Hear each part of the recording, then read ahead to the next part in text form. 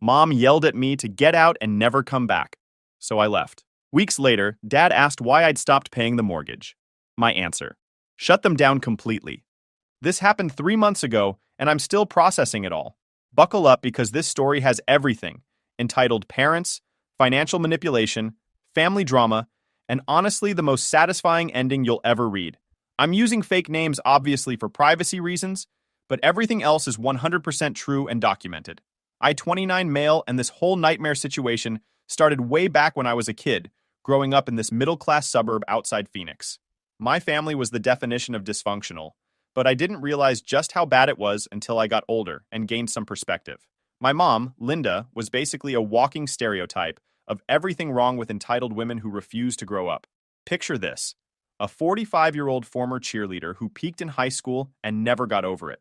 She worked part-time as a receptionist at some fancy dental office, but only because it made her feel important and superior to work somewhere with wealthy clients. She'd constantly talk about the expensive cars in the parking lot and how the patients dressed. Dad, Robert, was this quiet, hard-working guy who managed a small warehouse for a plumbing supply company. Good dude, but completely beaten down by my mom. She had him so whipped that he'd just nod and agree with whatever crazy stuff came out of her mouth. I never once saw him stand up to her about anything. Here's the thing about my mom. She was obsessed with appearances and money, but had zero work ethic. She'd drive by these massive houses in the rich neighborhoods and complain, "Why can't we have nice things like that?" while spending $200 a week on her nails, hair, and shopping. She'd whine about being poor while ordering takeout 4 nights a week because cooking was beneath her. My younger sister Emma saw through the nonsense early and basically became a rebel. Started hanging with the alternative crowd, got piercings, the whole deal. Mom hated it because Emma wasn't playing into her perfect family fantasy. Me? I became the golden child by default because I was good at math and had natural leadership skills. But even then, nothing was ever good enough. Get an A? Why wasn't it an A+? Make the honor roll. Tommy's mom says he's getting scholarships. It was exhausting trying to meet her impossible standards. The money fights between my parents were constant. Dad would come home tired from working 50+ hours a week, and Mom would immediately start complaining about how they couldn't afford this or that. But she'd never suggest working full-time herself. That was the man's responsibility, according to her outdated mindset. I learned early that education was my ticket out. While other kids were playing video games or hanging out at the mall, I was studying and working part-time jobs. Not because I loved school, but because I knew if I didn't get out of that house, I'd end up as miserable as my dad. High school was basically me working part-time at a local restaurant while taking every advanced class they offered. I started as a busboy, but worked my way up to assistant manager by senior year. The owner took me under his wing and taught me about business operations, customer service, and management. Turns out I had a real knack for it. Mom would brag to her friends about my grades and work ethic, but then turn around and complain that I was becoming too serious and needed to focus on more important things, like dating popular girls and playing sports. I graduated valedictorian and landed a partial scholarship to Arizona State for business management. Between the scholarship, student loans, and money I'd saved from work, I could make it happen. Mom's reaction? Well, at least you'll make good money so you can take care of us when we're old. Even at 18, that comment made my blood run cold. College was like discovering I could breathe for the first time in my entire life. 4 years of actually being around motivated people who shared similar goals. Professors who genuinely cared about their students' success, and nobody constantly telling me what I was doing wrong or criticizing every decision I made. I studied hard, but also learned to relax and enjoy life, made some solid friendships that lasted beyond graduation, even dated a bit and had normal relationships. I graduated with a 3.7 GPA and immediately got recruited by a mid-sized commercial real estate company in Phoenix doing property management and sales. Starting salary was $72,000 plus commission, which felt like winning the lottery compared to what I grew up with. Got my own apartment, a decent car, and for the first time in my life, I had money left over after paying bills. I thought I'd made it out of the dysfunction and could finally build my own life. I should have known Mom would find a way to ruin it. There I was, 23 years old, finally living my own life in Phoenix. Good job with advancement potential, decent apartment, actually had a social life for once. I'd drive back home maybe once a month for dinner, mostly because I felt bad for Dad. Those dinners were always the same routine. Mom would spend the first hour complaining about everything. Her job, the neighbors, how expensive everything was, how other people's kids bought their parents nice things. Dad would just sit there eating in silence while she went off on these rants. Then she'd start in on me. You know, Jake, now that you're making all this money, you should really help your family out more. Or, I saw Jennifer's son bought her a new car. Must be nice to have a son who appreciates his mother. The guilt trips were relentless, but I held firm. I was finally building my own life and wasn't about to let her manipulation drag me back down. Then 2018 happened, and everything went downhill fast. The plumbing supply company got bought out by some massive corporate chain that cared more about profits than people, and they basically fired everyone over 40 to bring in younger, cheaper workers who would accept lower wages and fewer benefits. Dad was 52, had been working warehouse management his whole adult life, and his resume was basically supervised the same warehouse for 18 years, with no college degree or specialized technical skills. He applied everywhere he could think of: Home Depot, Lowe's, other supply companies, warehouses, distribution centers, even retail stores that might value his management experience. But nobody wanted to hire a middle-aged guy with outdated skills when they could get some 25-year-old college graduate for half the salary and no health insurance concerns. After 6 months of constant rejections and "we'll keep your resume on file" responses, he was basically broken and had lost all confidence. Mom's reaction? Did she offer to pick up extra hours? Maybe get a full-time job? Heck no. She immediately went into victim mode, crying about how unfair everything was and how they were going to lose their house. That's when I got the call. I was at work, in the middle of showing a commercial property to potential tenants, when my phone rang. Mom was sobbing so hard I could barely understand her. "Jake, we're going to lose everything," she wailed. "The bank sent papers. They're going to take our house." My stomach dropped. I knew their finances were shaky, but I didn't realize how bad things had gotten. "How much do you need?" I asked, already knowing I was about to make a huge mistake. Turns out they were 4 months behind on their mortgage. $7,200 to bring it current, plus they needed someone to cover the monthly payments going forward. Their house payment was $1,900 a month, and with Dad unemployed and Mom only working part-time, they were bringing in maybe $1,300 total. I had about $15,000 in savings at the time. Not a fortune, but enough to help. Here's where I messed up. Instead of just giving them a loan or telling them to downsize, I had this brilliant idea to save their dignity by working directly with their bank. I drove over that weekend and met with their mortgage representative. Showed him my financials, my credit score, proof of income. After some back and forth, we worked out an arrangement where I would take over the monthly payments while their name stayed on the loan. The bank representative helped me set up this story about a family assistance program to explain why their payment structure was changing. My parents totally bought it. They thought the bank was just being generous because of Dad's job loss. So starting in December 2018, I was automatically transferring $1,900 every month to their mortgage company. Plus, I covered the back payments to stop the foreclosure. I told myself it was temporary.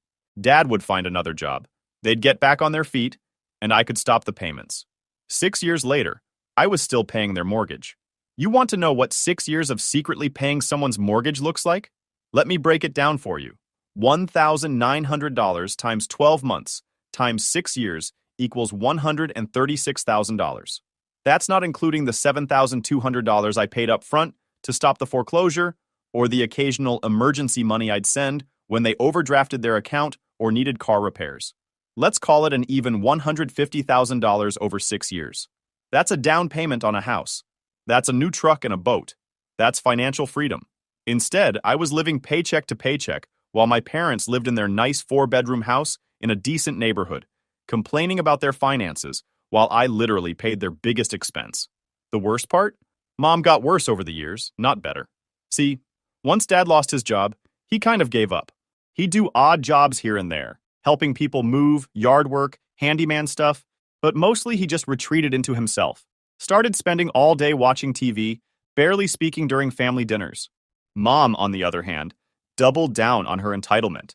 Since she was now the primary breadwinner with her part-time receptionist job, she acted like she was some kind of martyr carrying the whole family. But here's the kicker. She also started acting like she was wealthy.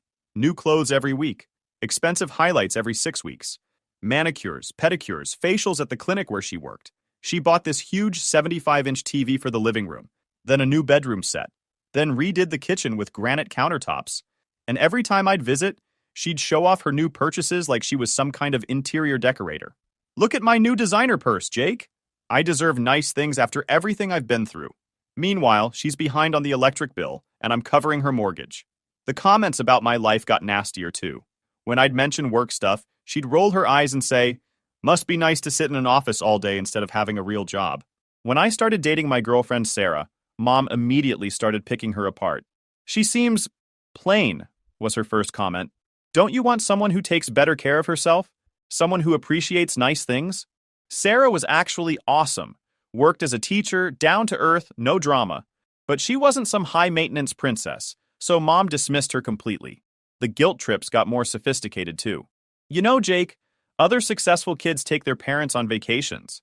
Jennifer's son just took her to Europe." Or, "I saw the nicest Mercedes at the clinic today. The patient said her son bought it for her. Must be nice to have a son who shows his appreciation." I started dreading those monthly dinners. 2 hours of listening to Mom complain about money while showing off whatever new stuff she'd bought, all while I knew I was funding her lifestyle. My friends started noticing I was always broke despite having a decent job. I'd turn down trips, couldn't afford to go out much, drove the same beat-up Honda I'd had since college. They'd ask what was up, but how do you explain that your mom is basically a financial parasite? The relationship with Sarah eventually ended because of this situation. She couldn't understand why I was always stressed about money, why I couldn't commit to moving in together, why I spent every Sunday driving over to have dinner with parents who treated me like garbage. "It's like you're married to your family instead of building a life with me," she said when she broke up with me. She wasn't wrong. Work was the only place I felt normal. I'd gotten promoted to senior property manager, then to regional manager. My salary had gone up to $98,000 plus commission, but with that mortgage payment, I was still living like I made $60,000. I started keeping detailed records of every payment, every emergency loan, every dollar I'd spent on them. Maybe I thought I'd show them someday, or maybe I just needed to see the numbers to make it feel real. By year 4, I was having panic attacks. Just little ones at first. Tightness in my chest when I'd see the mortgage payment go through. Trouble sleeping after family dinners. My doctor suggested therapy, but who has time for therapy when you're working 50 hours a week and supporting your parents? The breaking point came last year when Mom started talking about renovating their master bathroom. $18,000 for new tile, a fancy shower, heated floors. She'd already picked out the materials and gotten quotes. "We're going to use the home equity line of credit," she announced over Sunday dinner. "It's basically free money since the house is worth so much more now." I nearly choked on my food. The house was worth more because I'd been keeping them from foreclosure for 6 years. And now she wanted to borrow against my equity to fund her renovation fantasies. That's when I realized this was never going to end. She would keep spending, keep demanding, keep taking, until I had nothing left. But I didn't know how to stop without destroying the family. Then came the Sunday that changed everything. 3 weeks ago was supposed to be just another difficult family dinner. I drove over like always, stopped at the grocery store to pick up steaks because Mom had mentioned wanting a nice dinner. Yeah, I was still buying the groceries too. Another thing she just expected. I walked into their house around 5 p.m., bags in hand. The first thing I noticed was a brand new sectional sofa in the living room. This thing was massive, leather, probably cost $6,000 easy. "What do you think of our new furniture?" Mom called from the kitchen. I got it on sale, but it was still a good investment. We deserve to have nice things. I bit my tongue and headed to the kitchen to start dinner. Dad was in his usual spot at the counter, staring at some game on his phone.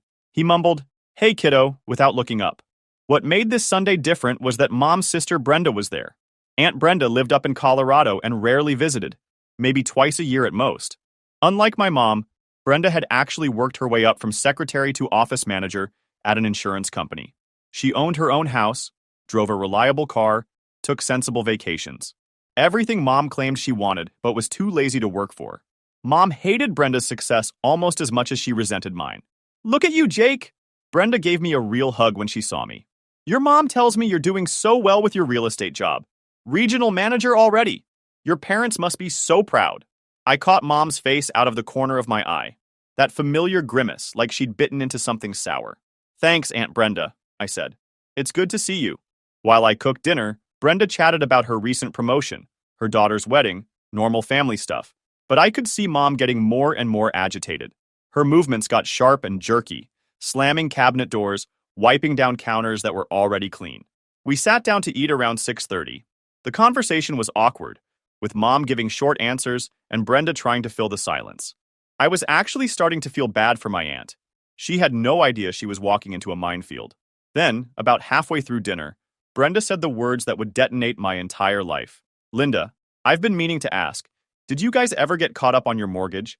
I remember you mentioning some trouble a few years back. My fork stopped halfway to my mouth. I felt the blood drain from my face. What are you talking about? Mom frowned. We had some issues when Robert lost his job, but we worked it out with the bank. Everything's fine now. Brenda looked confused. Oh, I thought Jake had mentioned helping you guys out when we talked last Christmas. The silence that followed was deafening. I could hear the air conditioning kicking on, a dog barking outside, the sound of my own heartbeat pounding in my ears.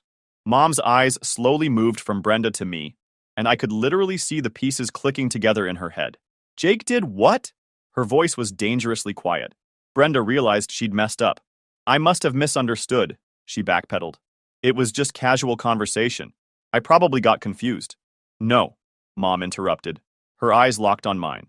I want to hear exactly what my son has been telling people behind our backs. I set down my fork with shaking hands.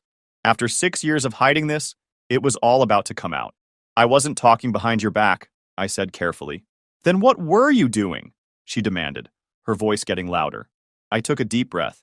When Dad lost his job, you were 4 months behind on the mortgage. The bank was starting foreclosure. I paid the back payments and arranged to take over the monthly payments directly. The color drained from Mom's face, then came rushing back like a tsunami. You did what? I've been paying your mortgage for the past 6 years, I said quietly. I wanted to help, and I knew you'd never accept it if I offered directly. What happened next was like watching a nuclear bomb go off in slow motion. I've replayed that moment 1,000 times, and it still doesn't feel real. The way Mom's face went through this whole spectrum of emotions, confusion, realization, embarrassment, and then pure unbridled rage. So you went behind our backs? Her voice was rising with each word. Made us look like charity cases to the whole family? Nobody knows except you, me, the bank, and apparently Brenda, I said, trying to stay calm. It wasn't about charity. It was about keeping you from losing your house. Our house? Mom stood up so fast her chair almost fell over. You mean the house you think you own now? Is that why you're always acting like you know better than us? Because you think this is your house? Dad finally looked up from his plate. Linda, maybe we should... Be quiet, Robert, she snapped. I want to hear this. She turned back to me, and the look in her eyes was pure venom. You arrogant little jerk. You think because you make good money, you can just swoop in and save us poor, stupid parents? You think we're too incompetent to handle our own lives? That's not what I thought, I protested. I just wanted to help. Help? She laughed, but it was this harsh, bitter sound. You call lying to us for 6 years helping? You call going behind our backs and making us look pathetic helping? You were about to lose your house, I shot back, my own anger finally surfacing. The bank was literally weeks away from foreclosing. Everything you worked for would have been gone. So you decided to play God? Her face was purple now. Decided that we were too stupid to figure it out ourselves? You couldn't figure it out. I stood up to face her. Dad's been unemployed for 6 years. Your part-time job barely covers groceries. Without me, you'd be living in some apartment right now. The words hung in the air like a grenade with the pin pulled. Mom's hands were shaking as she pointed at me. How dare you talk to me like that? After everything I've done for you, everything I've sacrificed, you ungrateful piece of garbage. Sacrificed? I couldn't help but laugh. What have you sacrificed? You work 20 hours a week, spend money on stupid stuff constantly, and act like you're doing me a favor by letting me pay your bills. I raised you, she screamed. I gave you everything. And this is how you repay me? By humiliating me in front of my sister? I repaid you by keeping a roof over your head for 6 years, I yelled back, while you treated me like garbage and acted like nothing I did was ever good enough. You want to know what's not good enough? She snarled. Having a son who thinks he's better than his family, who lies and manipulates and acts like he owns us. I don't want to own you, I was shouting now too. I just wanted to help, but you can't accept help without making it about your pride and your ego. She moved closer, her face twisted with rage. Well, here's some reality for you, you arrogant jerk. This is my house, my home, and you are no longer welcome here. The room went dead silent. Even the background noise seemed to fade away. Get out, she said, her voice cold and controlled. Get out of my house and never come back. Since you think you own this place, let me make it crystal clear. You don't, and you never will. I stood there, stunned. Despite all the fighting, despite how toxic she'd become, she'd never explicitly kicked me out before.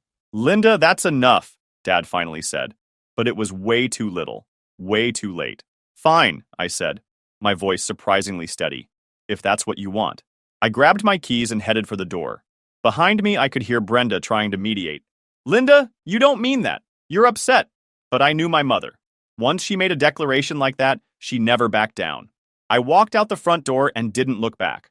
In my car, I sat for a few minutes, hands gripping the steering wheel. 6 years of financial support. 6 years of putting their needs before my own. 6 years of enduring criticism and manipulation. And it ended with being thrown out of the house I'd been paying for. The drive home was a blur of anger and hurt. But by the time I got to my apartment, something had shifted inside me. For the first time in 6 years, I wasn't their problem solver. I wasn't their safety net. I wasn't responsible for their poor decisions. I was free. And I was about to make sure they understood exactly what that meant. That night, I sat in my apartment with my laptop, staring at my bank's website.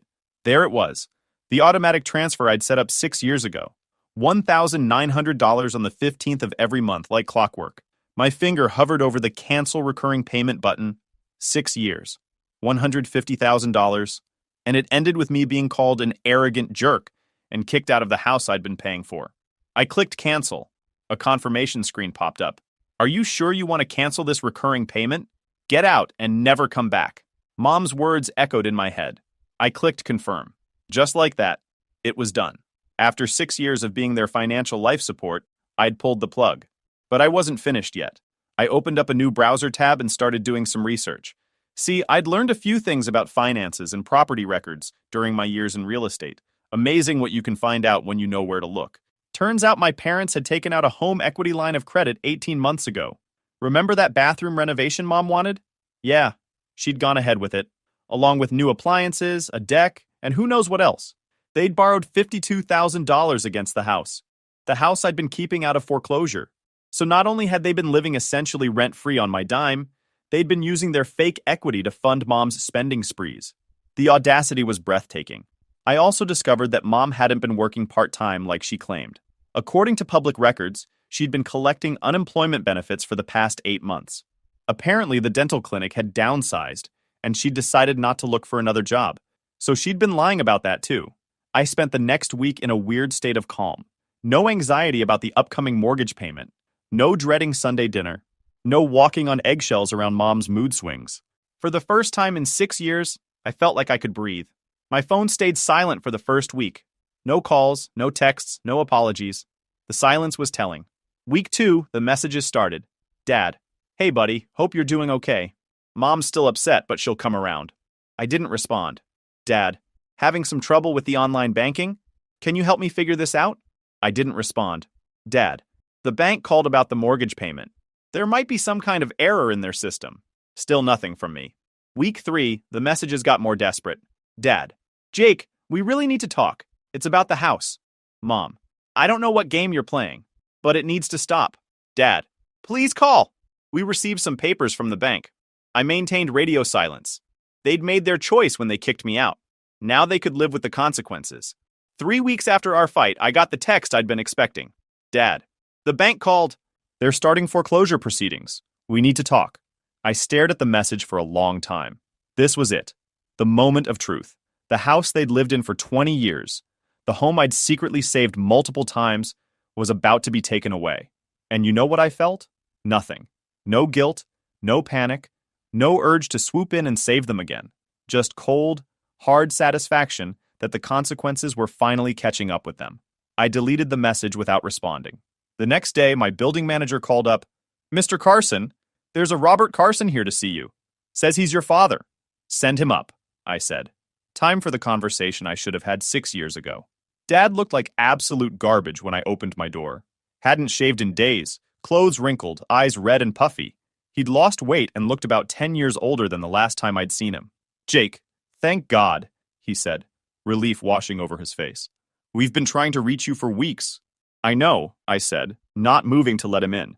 "I got your messages." He shifted uncomfortably in the hallway. "Can we talk? Please? It's about the house." I considered making him grovel in the hallway, but decided I wanted to enjoy this conversation. "Come in," He practically collapsed onto my couch, head in his hands. Jake, I'm so sorry about what happened. Your mother, she was out of line. She didn't mean those things she said. Which part didn't she mean? I asked, settling into my chair across from him. The part where she called me an arrogant jerk? Or the part where she told me to get out and never come back? She was just angry. You know how she gets when she feels cornered. Cornered? I laughed. Dad, I'd been paying your mortgage for 6 years. The only reason she felt cornered is because she got caught living off my money while treating me like garbage. He winced. We know you've been helping us, and we're grateful. Grateful? I cut him off. Dad, in 6 years, not once did either of you say thank you. Not once did Mom acknowledge what I was doing. Instead, she spent that whole time criticizing my life, my job, my girlfriend, everything about me, while I was literally keeping you from being homeless. I know, we messed up. But Jake, they're going to take the house. We got the foreclosure notice yesterday. We have 30 days. I leaned back in my chair, studying his face. He looked desperate, broken. Good. And you want me to fix it, I said. Yes. I mean, if you could just start the payments again, maybe talk to the bank. Like nothing happened? We'll make it right, I swear. Your mother knows she went too far. She's been crying for days. Has she now? I smiled. And where is Mom today? Did she come to apologize? Dad's face fell. She wanted to come, but she's embarrassed. She knows she messed up. So she sent you to clean up her mess. Again. Jake, please, I'm begging you. We'll lose everything. I stood up and walked to my kitchen, grabbing 2 sodas. I handed one to Dad and sat back down. Let me tell you what's going to happen, I said calmly. You're going to lose the house.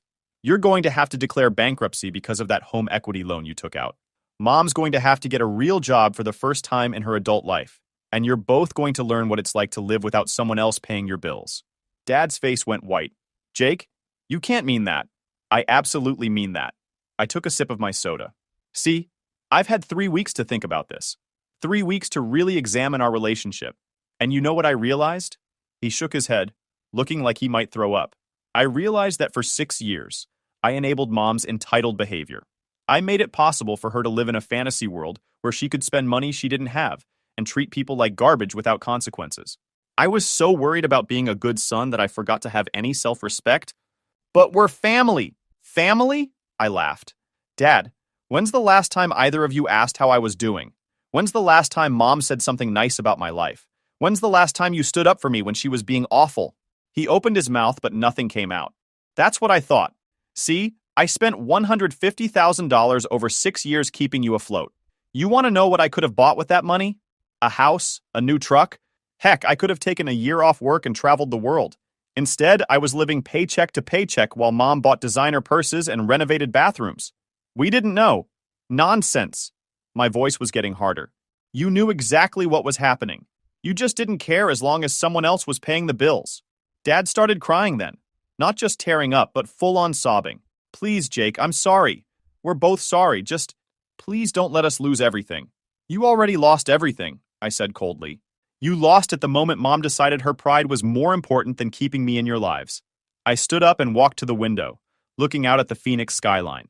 You know what the funny part is? I probably would have kept paying if you'd just treated me with basic respect. If Mom had said thank you once in a while, instead of constantly criticizing me. If you'd stood up for me instead of being a coward. I'll make her apologize, he said desperately.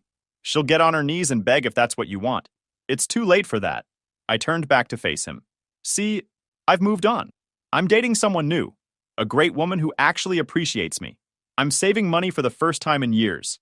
I'm building my own life instead of subsidizing yours. Dad was still crying, but now there was panic in his eyes. What are we supposed to do? Where are we supposed to go? That's not my problem anymore, I said simply. You're both adults. Figure it out. Jake, please. Your mother is scared. She doesn't know how to live without that house. Then maybe she should have thought about that before she kicked me out of it. I walked over and opened my front door. This conversation is over, Dad. You need to leave. He stood up slowly, like an old man. Jake, I'm begging you. One more chance, please. You had 6 years of chances, I said. You blew every single one? He walked to the door, then turned back. What if your mother calls you? What if she apologizes? She won't, I said. And even if she does, it won't matter. Some bridges can't be rebuilt once they're burned. After he left, I sat in my apartment feeling better than I had in years. My phone buzzed with a text from Mom. Jake, please call me. I'm sorry. I need to talk to you. I deleted it without reading the whole thing. Then another.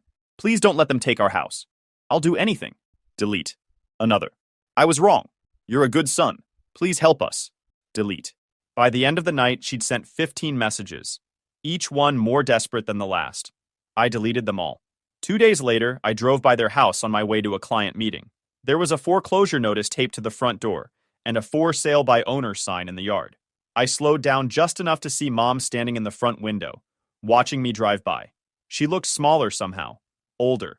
When she saw my car, she ran outside and started waving her arms, trying to get me to stop. I didn't even slow down. In my rearview mirror, I watched her collapse on the front lawn, sobbing, and I felt absolutely nothing.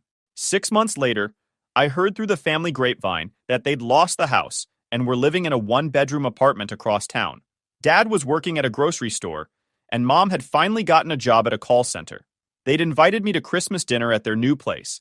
I had other plans. Some people might say I went too far, that I should have forgiven them and been the bigger person. But you know what? For the first time in my adult life, I'm truly happy and at peace. I'm engaged to Sarah. Yeah, we got back together after I got my life sorted out. I bought my own house, and I sleep peacefully every night knowing I'm not being used or manipulated. Mom still sends me birthday cards and texts on holidays, always with the same message, "I'm sorry, please forgive me, I love you." I throw them away without opening them. Some bridges deserve to stay burned forever, and some lessons can only be learned the hard way through real consequences. My parents learned that actions have consequences, and I learned that family doesn't give you the right to be anyone's doormat. Best trade I ever made in my entire life. My family ghosted me on my graduation to take my twin sister to her first art class. 10 years later, they begged me to come home for my dying father's final wish, which turned out to be funding her failed life. Hey Reddit, I went 10 years without hearing a word from my family after they made it very clear where I stood in their priority list. Then, out of nowhere, I get contacted about my dad's condition. I figured maybe there was a shred of sincerity in all this. Spoiler, there wasn't. What started as a hospital visit turned into something way more twisted. And by the end of it, I realized I wasn't back for closure. I was back to confirm why I left in the first place. I, 31 male, should have seen it coming early on. Growing up, everything revolved around my twin sister Rebecca, 31 female, like she was the center of gravity in the house, and the rest of us were just background noise. I wasn't mistreated in obvious ways. I was just invisible. It didn't matter what I did. Grades, awards, showing up. None of it registered. If Rebecca sneezed, the whole house paused. If I broke a bone, it was an inconvenience. It didn't matter what I did. I was the background noise. I'd ace every exam, win track meets, get trophies for things she couldn't even pronounce. And it still wasn't enough. But Rebecca? She'd bring home a crayon drawing of a blob, and my parents would act like she painted the Sistine Chapel. Oh, wow, Rebecca. You're so creative, honey. They'd hang that garbage on the fridge like it was up for auction at Sotheby's. Meanwhile, I was over here solving algebra 2 years early and getting told not to show off. My parents treated me like I was the NPC that people always skip talking to in Skyrim or Dark Souls. They weren't just biased. They were blatantly indifferent to anything I did. When I got into a top business school, they barely reacted. I remember telling them the news and my dad literally grunted. Didn't even look up from the TV. My mom said something like, "Well, good. That's what you're supposed to do. No, we're proud of you. No dinner celebration." Just a casual expectation that I should keep excelling silently while Rebecca got a parade for waking up before noon. Rebecca didn't even try, man. She was lazy, bratty, and so damn smug about it. She'd constantly walk around acting like she was the second coming of Picasso, even though her art looked like a sneeze on paper. No direction, no ambition. She said she was going to take a year off after high school to figure herself out. That turned into 3 years of doing nothing except shopping and treating my parents' house like a hotel. They were cool with it, too. She'd come downstairs at 2 p.m. wearing pajamas, and my mom would still ask if she wanted her eggs soft or scrambled. Like, what? Meanwhile, I was busting my ass with part-time jobs and assignments just to stay afloat at school. I needed help covering tuition. Not a full ride or anything, just a little help. And they hit me with the classic, "You're an adult now. You need to learn responsibility." Mind you, they were still buying Rebecca new iPads every year and paying for her pottery classes she never even attended. But I was entitled for asking for help with college tuition, so I stopped expecting anything from them. I didn't call, didn't text. I'd come home on holidays and just go through the motions. They didn't ask about my life and I didn't offer. It was just easier that way. I learned quick that the less I said, the less I'd get disappointed. But still, I thought, maybe, just maybe, when graduation rolled around, they'd show up. Just that one day. I sent invites months in advance. Called them. Even followed up with emails. No response. I told myself they were busy. Maybe planning something. Maybe they'd surprise me. And just as you're probably thinking, they didn't. Graduation day came. I looked like an idiot scanning the crowd for familiar faces. Everyone had their families waving at them, taking pictures, cheering like lunatics. And me? I walked that stage alone. The seat I saved for them? Empty.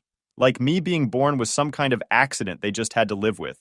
I found out later, after the ceremony, from some cousin that they didn't come because it was Rebecca's first day of art class. Yeah, community college, local. Not even a real campus, just some annex building next to a donut shop. But apparently, she was nervous, so they couldn't leave her alone. At 21 years old, that's when it clicked. It had nothing to do with nerves or schedules. It was just them being them. They never saw me. Not really. I was just the one who kept going so they didn't have to worry. But Rebecca? She was their little project, their precious disaster that always needed fixing. So I walked back to my apartment after graduation, took off the cap and gown, sat on the floor and just stared at the wall for a while. Not sad, not mad, just done, like something just switched off inside. I blocked their numbers, deleted them from everything, even took down the one framed photo I had with them from the hallway. It was time. I didn't need people who couldn't even bother to show up. I wasn't going to keep pretending they cared.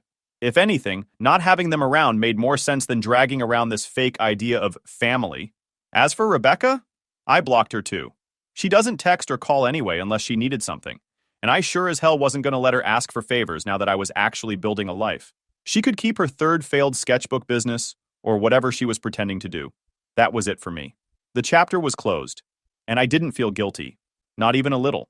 Once I cut them off, I didn't waste time sitting in the dark listening to sad playlists or any of that dramatic crap. I had bills. I had student loans screaming at me like they were trying to collect souls. And no magical safety net from loving parents who bailed the second it was time to show up. First thing I did was get a job. Junior developer at a scrappy little tech company a buddy from a boot camp hooked me up with. The place was barely holding together. Legacy code, missing documentation, half the team treated Git like Dropbox. But it paid. It wasn't glamorous, but I knew if I stuck with it and outworked everyone else, I'd get somewhere. I kept my head down and my headphones on. Spent late nights pushing fixes no one asked for, watching crash logs until my eyes bled, and building tools just to make my own work easier. I became the guy who gets things done, which in dev teams is basically like holding the Infinity Gauntlet. A year later, I leveled up, got into a mid-sized cybersecurity firm. Real pay, real team, and finally, real projects I could sink my teeth into. I focused on back-end systems and secure integrations, stuff most devs avoided. I liked it. Quiet, structured, and actually useful. Moved out of that disaster of a shared apartment. Got my own place. One bedroom, clean, strong Wi-Fi, no weird roommates walking around half-naked talking to their crypto portfolios. I set up a full dev rig, dual monitors, standing desk, everything. My space finally felt like mine. And somewhere along the way, I started getting into sustainable tech, especially in the vegan product space. I'm not vegan, not even close. But I was obsessed with the data. Product demand, consumer behavior, trend forecasting. There's real fire there. So I started coding personal tools to analyze those markets. Spent weekends tracking e-commerce patterns, building out a simple app to spot gaps in supply chains and product categories. Eventually, I realized I could take this idea and build something real. Not a hobby, a company. I looped in a couple of friends. One had marketing chops. The other was a former coworker who wanted to invest. We agreed. I'd prep everything in the background, and once I had a solid beta and 2 investors locked, I'd leave my job and go full throttle. I was almost there. The product made sense. The numbers were solid. I had runway saved, no more sleepless nights about rent, and 0 strings attached. The only time I even thought about my family anymore was when people asked me about holidays. I'd just say, yeah, I don't do family stuff, and keep moving. Every now and then, though, word got back to me, usually through old classmates or mutuals, that Rebecca was still fumbling through life like a dropped phone. She apparently tried starting an art commission business, got flamed on social media for tracing someone else's work, and rage quit. Last I heard, She had a YouTube channel with 3 videos and 20 views, one of which was her explaining why capitalism was the reason she couldn't hold down a job. It was embarrassing, honestly, like secondhand cringe levels of bad. And I'll admit, hearing about it didn't make me sad. It just confirmed everything I already knew. Some people get handed everything and still find a way to screw it up. Others get nothing and build their own table. I knew which side I was on. I was finally living on my own terms. No guilt, no pretending, just me building something that was actually mine. Until that message came through. 10 years of silence. Not a word, not even a typo. Then suddenly, like it was no big deal. Dad has cancer and isn't doing well. You should come back home. That was it. No, how are you? No apology. Just a casual heads up like I'd been on vacation instead of cut out of their lives completely.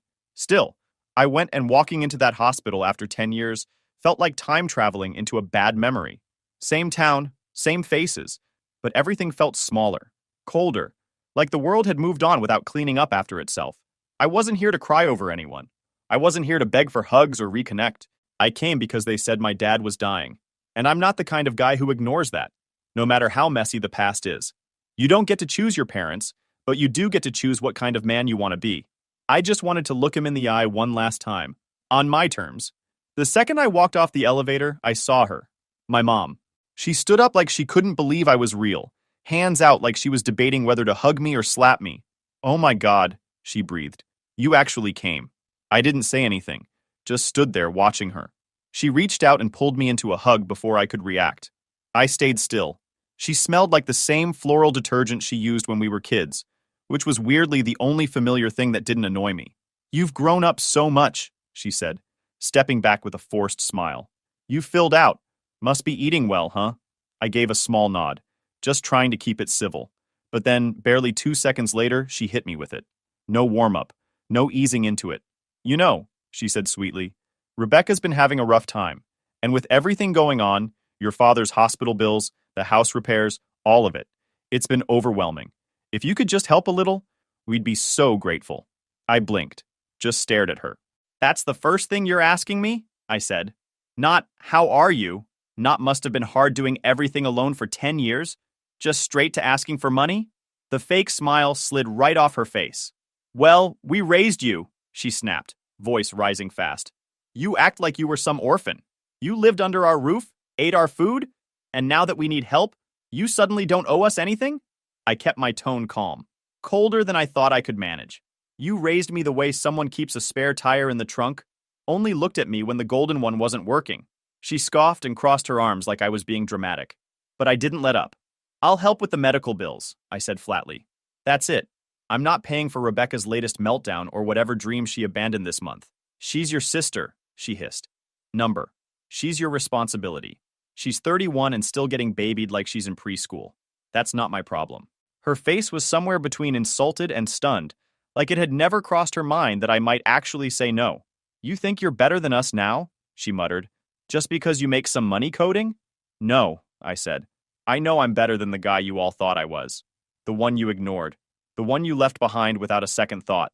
That shut her up for a second. She looked like she wanted to argue more but didn't have the ammo. Probably expected me to show up broken, desperate, maybe even regretful. Instead, she got someone who didn't flinch when she raised her voice and didn't care what guilt trip she had ready. I walked past her and opened the door to my dad's hospital room. And there he was. The man who once couldn't be bothered to return a graduation call, now barely able to lift his head. Tubes, wires, machines. He looked more machine than man at that point. His skin was pale, his eyes sunken. I paused for a second. It was the first time I'd seen him look human, not angry, not distant, just worn down. His eyes met mine. He blinked like he wasn't sure I was real. "You came," he whispered. "Yeah," I said. He tried to sit up a bit but didn't have the strength. I moved to the chair near the window. The air was heavy, sterile. Everything about the room felt like a waiting area for death. I sat down slowly, keeping my back straight. I didn't lean in, didn't offer my hand. I just watched him. "You look healthy," he rasped. "I am." He gave a weak nod like that was all he needed to hear. Then we just sat there for a bit. Silence. Not the comfortable kind. The loaded, slow-burning kind where neither of us knew how to start or what to pretend to care about. I glanced toward the corner of the room. Rebecca was there, curled up in a chair, pretending to scroll on her phone. Her nails were freshly done. Outfit was clean, New. She still looked like someone who hadn't earned a single thing she had. She didn't look up at me once. Dad cleared his throat. I know it's been a long time. It has. Another pause. The monitor beeped steadily. That was the only consistent rhythm in the room. I was wrong, he said finally.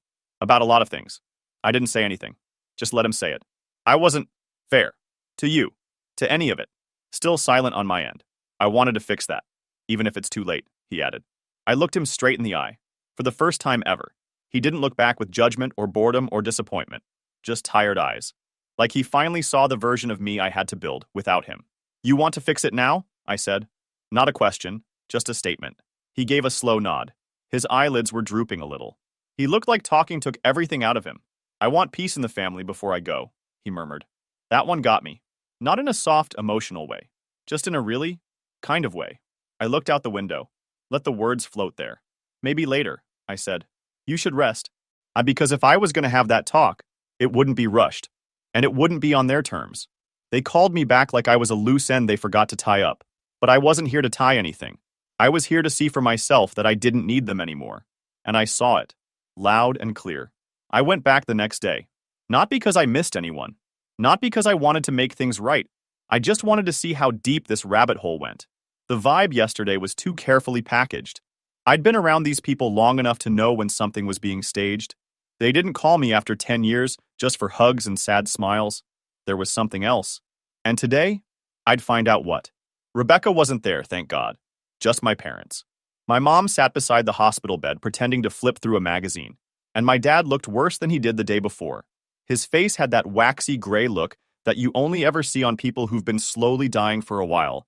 His eyes followed me when I walked in, like he was checking if I'd really shown up again or if I was just some morphine hallucination. I didn't say much, just nodded and sat down in the chair by the window. The air in the room was heavy, that kind of sticky, medicated quiet that makes your skin itch.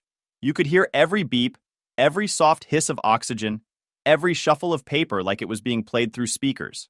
There were a few minutes of useless talk. My mom asked if I'd eaten. I said yeah. My dad said he was tired, but better than the day before. All filler. No one in that room believed a word of it. Then the mood shifted.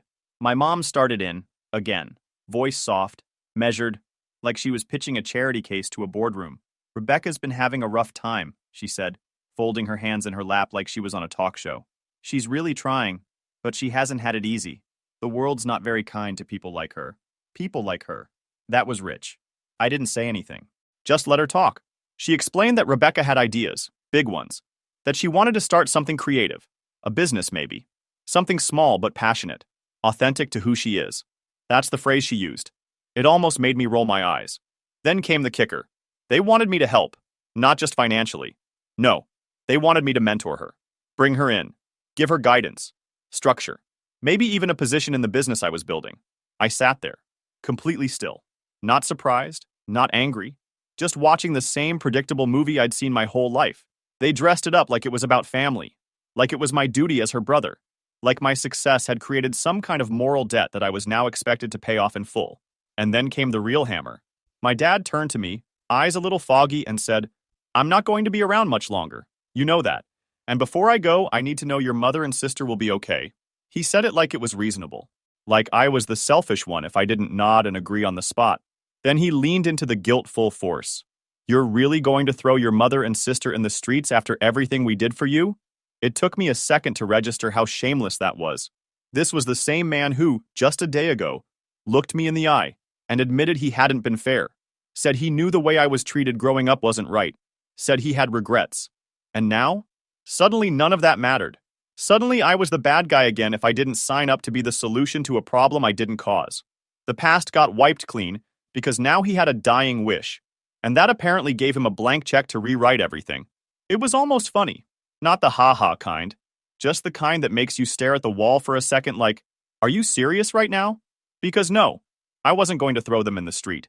But also no, I wasn't going to hand Rebecca a job she didn't earn or let my mom guilt me into financing another one of her screw-ups just because she never learned how to say no to her golden child.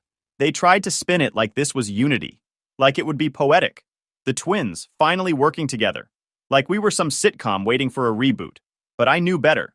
This wasn't about bonding. It was about relief. They needed someone to take the pressure off, to absorb the mess and carry it forward so they could wash their hands of it and say, "See? It all worked out." My mom stayed quiet after that, watching me, waiting. She expected some big emotional reaction, maybe tears, or a dramatic sigh followed by, "You're right, I'll take care of them." But all she got was silence. I stood up. "As I said, I'll help with the hospital bills," I said. "Medical stuff only. Nothing else." My mom flinched slightly. My dad looked disappointed, like I just failed some moral test. No yelling, no theatrics. Just two people realizing their guilt trip didn't land. "She needs support," my mom muttered after a moment, not even looking at me now. "She's had support her whole life," I said. "From you, from him. She just never learned to stand on her own." Neither of them answered that. The machines kept beeping in the background. My dad turned his head to the side and closed his eyes like he was suddenly too tired to argue. My mom just stared at her hands. I walked to the door, paused, looked back one more time, not for closure, just to remind myself what it looked like. The room, the people, the old lies being recycled into new ones. I didn't slam the door, didn't make a speech. I just left. And in that moment, I wasn't their son anymore. I was their backup plan, walking out the door. I knew she was coming. The second I left that room yesterday, I could feel it. That silence wasn't defeat. It was calculation. The guilt card didn't land. So now it was time to send in their closer. The favorite. The untouchable one. Rebecca. I didn't expect her to be subtle. And I wasn't wrong. She caught me just outside the hospital's cafeteria. I'd stepped away for 5 minutes to get some air and a coffee, and there she was, leaning against the wall like she was about to drop some life-changing advice. Fresh makeup, new sweater, holding her phone like she was in the middle of closing a brand deal. She hadn't even looked up when I walked past her yesterday, but today, suddenly she was all smiles. "Hey, stranger," she said, like we were best friends who lost touch for a few weeks. I didn't say anything, just waited. She launched into it without hesitation. No warm-up, no pretense. "I'm really excited about the business idea," she said. "Mom told me you've been working on something in the vegan space. Super cool. I've been brainstorming some ideas, actually. Branding, aesthetic stuff. I have a mood board if you want to see it." Mood board. Jesus. She kept talking, clearly rehearsed. Said she'd already posted on her socials about starting a new chapter. Hinted she'd been in talks for some collaborations. I don't know who she was talking to, but it wasn't me. Apparently, she thought this whole thing was a done deal. She was pitching like she'd already been hired and just needed to finalize her parking spot. What made it worse? The way she talked to me. Like she was humoring me. Like I was the tech guy who could handle the boring stuff while she brought the vision. She said things like, "You've always been practical, but I can bring the emotional depth." And, "This could be our chance to finally be equals, you know." Equals. I almost laughed. Not because it was funny, because of how completely she believed her own nonsense. I let her go on for a while. I wanted to hear all of it. Every delusion. Every little detail of this fantasy, where she'd waltz into a business she didn't build and collect half the credit just because she shared my DNA. She even floated the idea of a launch party. Said she could handle the creative side, the face of the brand type stuff, that I didn't need to worry about public-facing roles because, and I quote, "That's not really your strength anyway." That's when I cut in. "You done?" I asked. She blinked, caught off guard, like I'd interrupted something sacred. I took a slow sip of my coffee, then looked her dead in the eye. "You're not part of my business, Rebecca." The smile dropped. "Wait, what? You heard me. You're not involved. This isn't a family project." It never was. She stared at me like I'd slapped her. "I don't think you understand," she said, tone changing fast. "This isn't just about me. This is about Dad. About what he wanted." I didn't even flinch. "What Dad wants is for someone to clean up the mess he let you become," I said. "And I'm not volunteering." Her jaw tightened. The sweetness vanished. That fake soft voice she walked in with dropped like a mask. "So that's it," she snapped. "You're just gonna leave us hanging? After everything?" "Everything," I repeated. "Like missing my graduation because you had an art class? Like getting told I was selfish for asking for help with tuition while you played around with hobbies for a decade?" She scoffed. "God, you're still holding on to that? You need therapy." I leaned in a little, voice calm.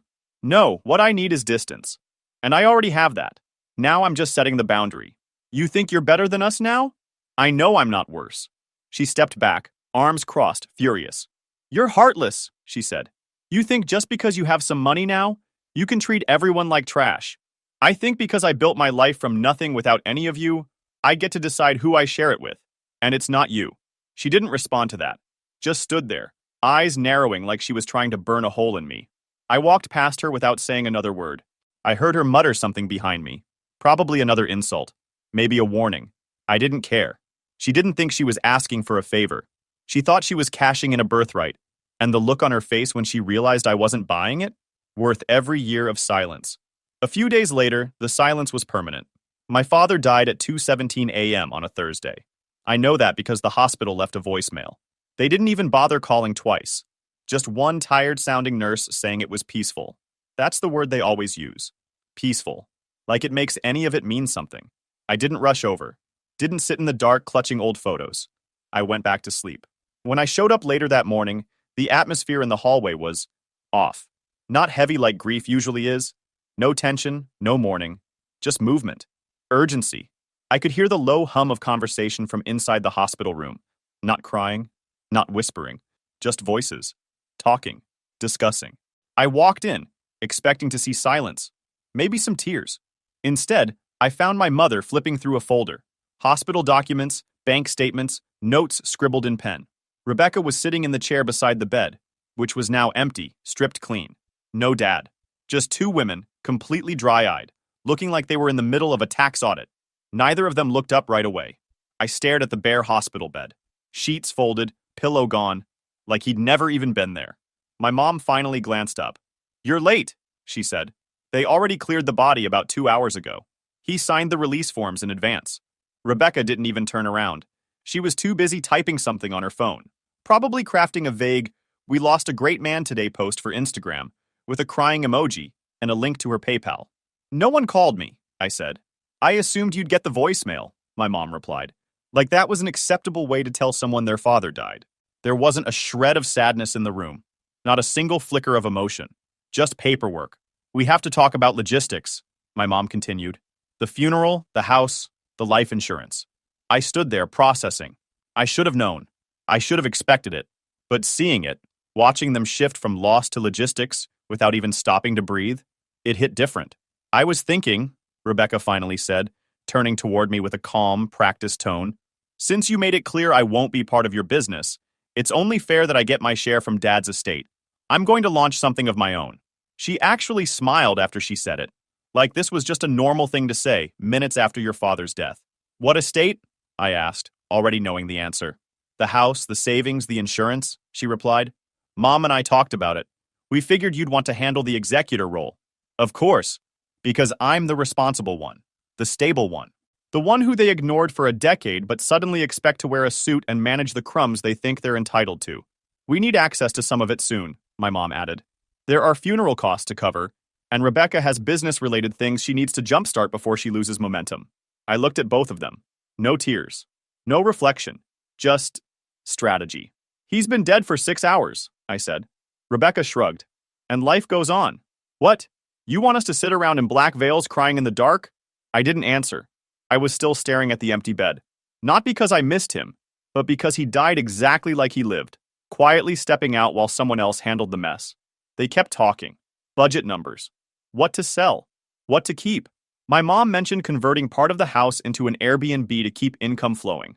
Rebecca wanted to liquidate some assets quickly so she could lease a workspace downtown. I'd heard enough. "You know he barely had anything left, right?" I said finally. "The house isn't paid off. The insurance won't stretch. And whatever's left is going toward the hospital." My mom blinked. Rebecca frowned. "That can't be right," she said. "He said he has money saved." "He had money," I corrected. "Then he co-signed your loan. Remember? For that digital art co-op you abandoned after 3 months?" Rebecca's face froze. She looked at my mom, then back at me. "That wasn't that much. It was enough to tank his credit. He never bounced back, and you never paid him back." My mom's mouth tightened. "You're twisting this." "No," I said calmly. "I'm just done lying about it." The room got quiet for the first time. I took a step forward. "You brought me here to watch him die, to help with the hospital bills. And maybe, you thought you could guilt me into taking care of everything else, too." My mom stood. "That's not true." "Really?" I snapped. "Then why was Rebecca already talking about her share of the estate before the body was even cold? Why are you planning real estate conversions like this as a flipping project instead of a funeral?" "We're just trying to survive," she said. "We're not like you. We don't have options." "You had options," I said. You just made the wrong ones. Over and over again. Rebecca scoffed. Wow. This is who you are now? Mr. High and Mighty because you write code and drink oat milk? You think you're better than us? No, I said. I think I finally understand you. She went quiet. I pulled a folded document from my coat pocket and dropped it on the counter. That's from my lawyer. I'm not handling the will, the money, or anything to do with Dad's stuff. I already signed legal papers to make sure of that. My mom's eyes widened. You what? You heard me. I'm not touching a single dime, and I'm not bailing either of you out again. Whatever debts are left, whatever plans you had, figure it out. Rebecca stepped forward. You can't do that. I just did.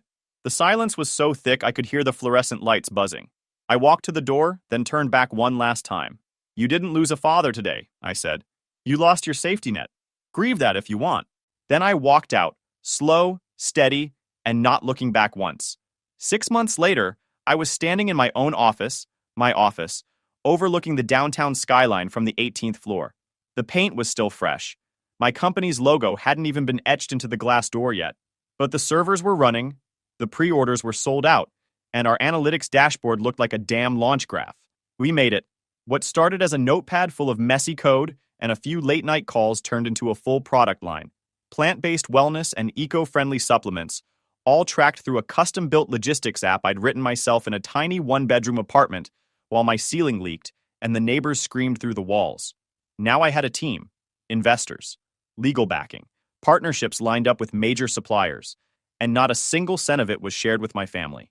After the funeral, I followed through like I said I would, paid the bill in full, quietly, no ceremony, no speech. And after that, I cut the cord entirely, changed my number, updated my records, transferred what I needed, and erased the rest.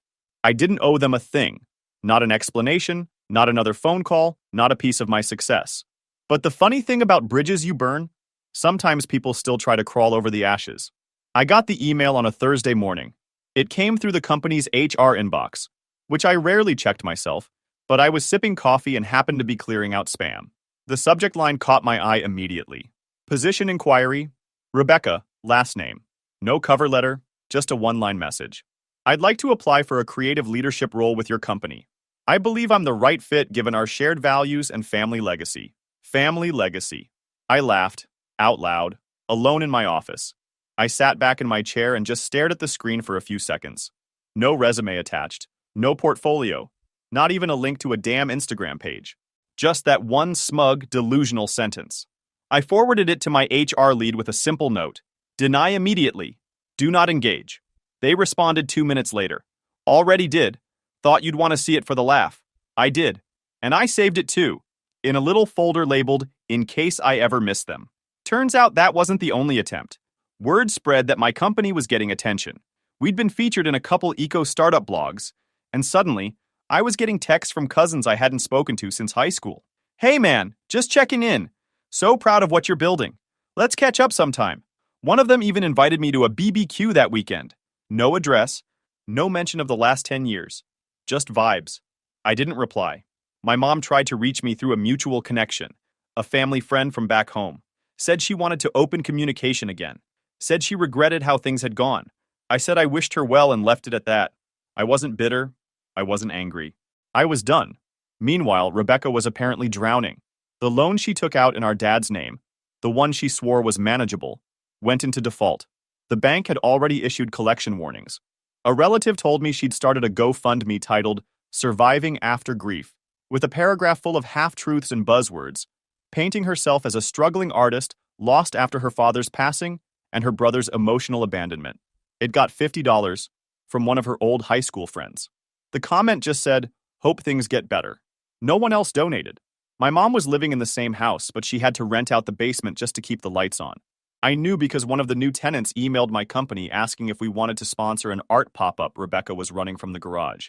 We declined somewhere in the middle of all this. Between late-night logistics builds and investor calls from my living room, I met someone, low-key.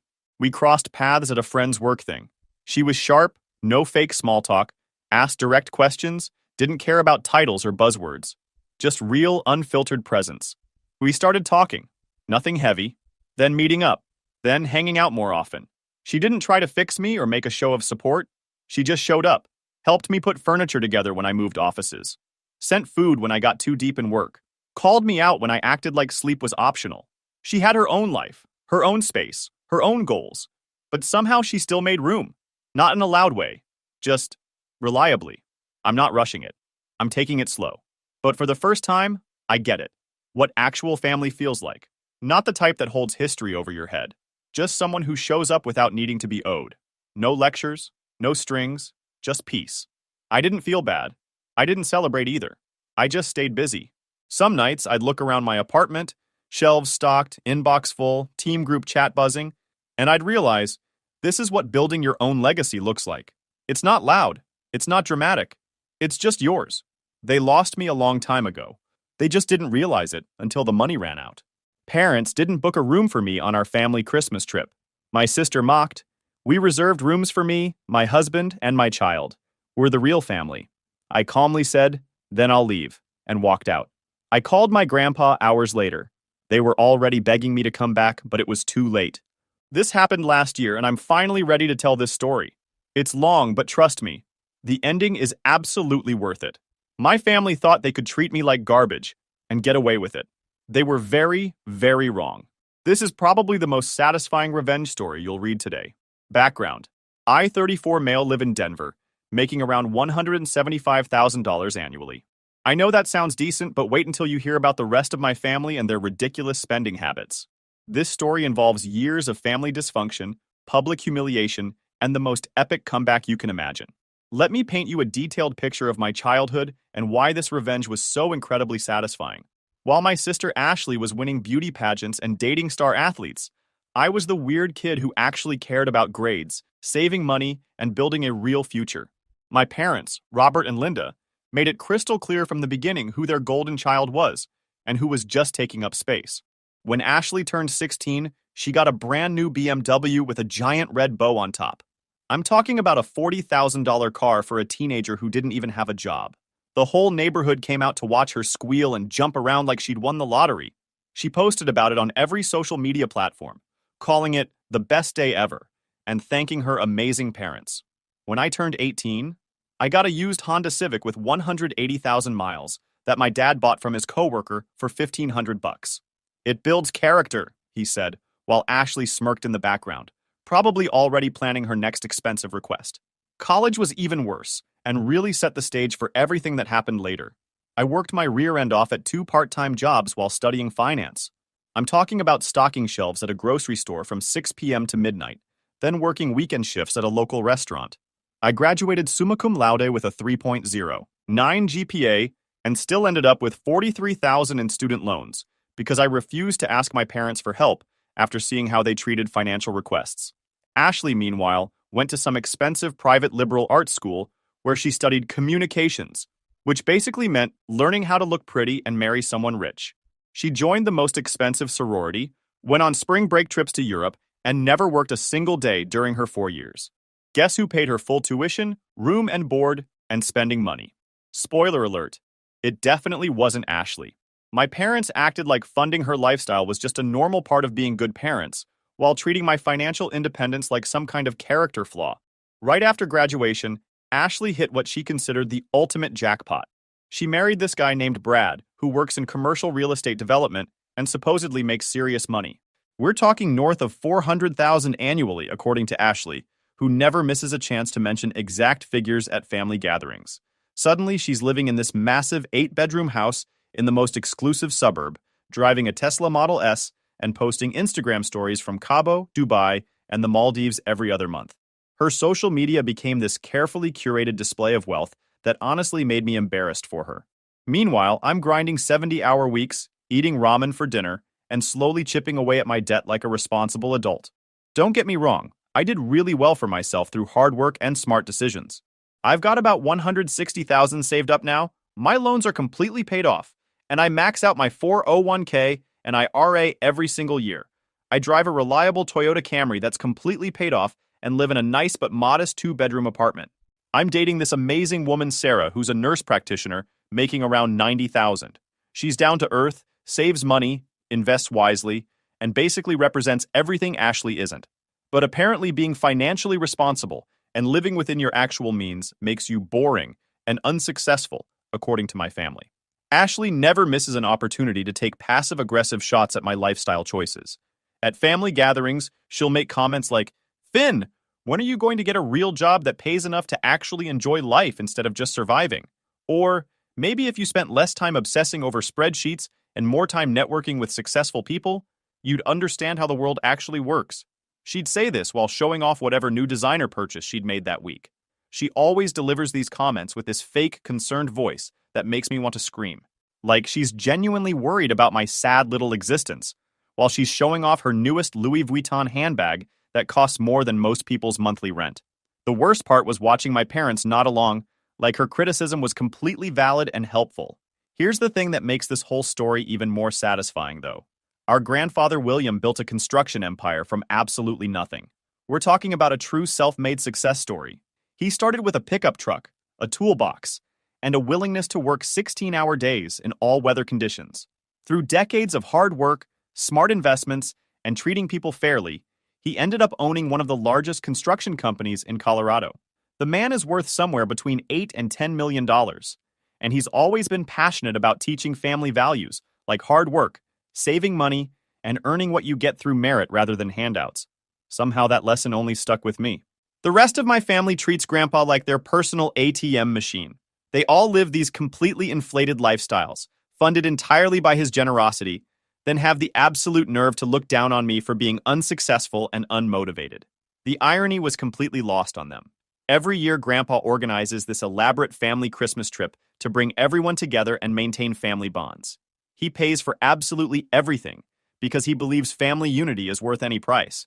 Last year's trip was supposed to be at some fancy ski resort in Colorado. I was actually looking forward to it because work had been absolutely brutal, and I desperately needed a break from the constant stress. That anticipation made what happened next even more devastating. The Christmas trip was planned for this luxury ski resort in Vail that charges $1,200 per night for basic rooms. We're talking about $200 dinners, $300 spa treatments, and lift tickets that cost more than most people spend on groceries in a week. Grandpa had booked everything months in advance because he wanted this particular trip to be extra special for reasons I didn't understand at the time. I drove up from Denver after finishing a major project at work on Friday, finally arriving at the resort around 8 in the evening. The place was absolutely ridiculous in the most ostentatious way possible. Picture exposed wood beams that probably cost more than my car, natural stonework that looked like it belonged in a museum, and massive fireplaces with chimneys you could probably fit a small person inside. People were walking around in ski gear that easily cost $5,000 per outfit, casually discussing their plans for helicopter skiing and private mountain tours. I felt a little underdressed in my normal Columbia winter jacket and basic snow pants, but I figured nobody would really care. I was there to spend time with family, not compete in some kind of fashion show. Boy, was I wrong about that assumption. I walked up to the front desk with my simple duffel bag, gave the clerk my name, and waited while she typed away at her computer with increasing confusion.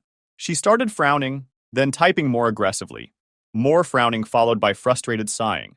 Finally, she called over her supervisor, who began the same process with identical results. "I'm very sorry, sir, but I don't see any reservation under your name in our system. Let me try different spellings and check if it might be under a family member's name." That's when I heard Ashley's voice behind me, and I immediately knew something was wrong just from her tone. There was this weird theatrical quality to it that I recognized from childhood whenever she was about to cause trouble. "Oh my goodness, Finn! You actually made it! I wasn't sure you'd be able to get time off from your little job." But she sounded way too cheerful, like she was putting on a performance for an invisible audience. I turned around and there she was in some designer ski outfit that probably cost more than I spend on clothes in an entire year. We're talking about a jacket that was clearly custom fitted, pants that had some kind of metallic threading, and boots that looked like they belonged in a fashion magazine rather than on an actual mountain. She had this weird smirk on her face that I recognized from childhood, the exact same expression she'd get right before telling mom and dad that I'd supposedly done something wrong to get me in trouble. The front desk staff kept frantically searching their computer system, while other guests started gathering behind me, clearly getting annoyed by the delay. You could feel the tension building as expensive people in expensive clothes waited for this situation to resolve itself.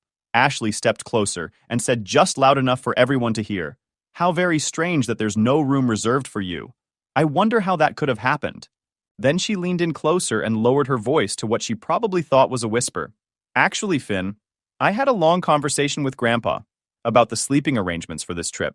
We both decided we only needed rooms for the real family members this year. Then she raised her voice again.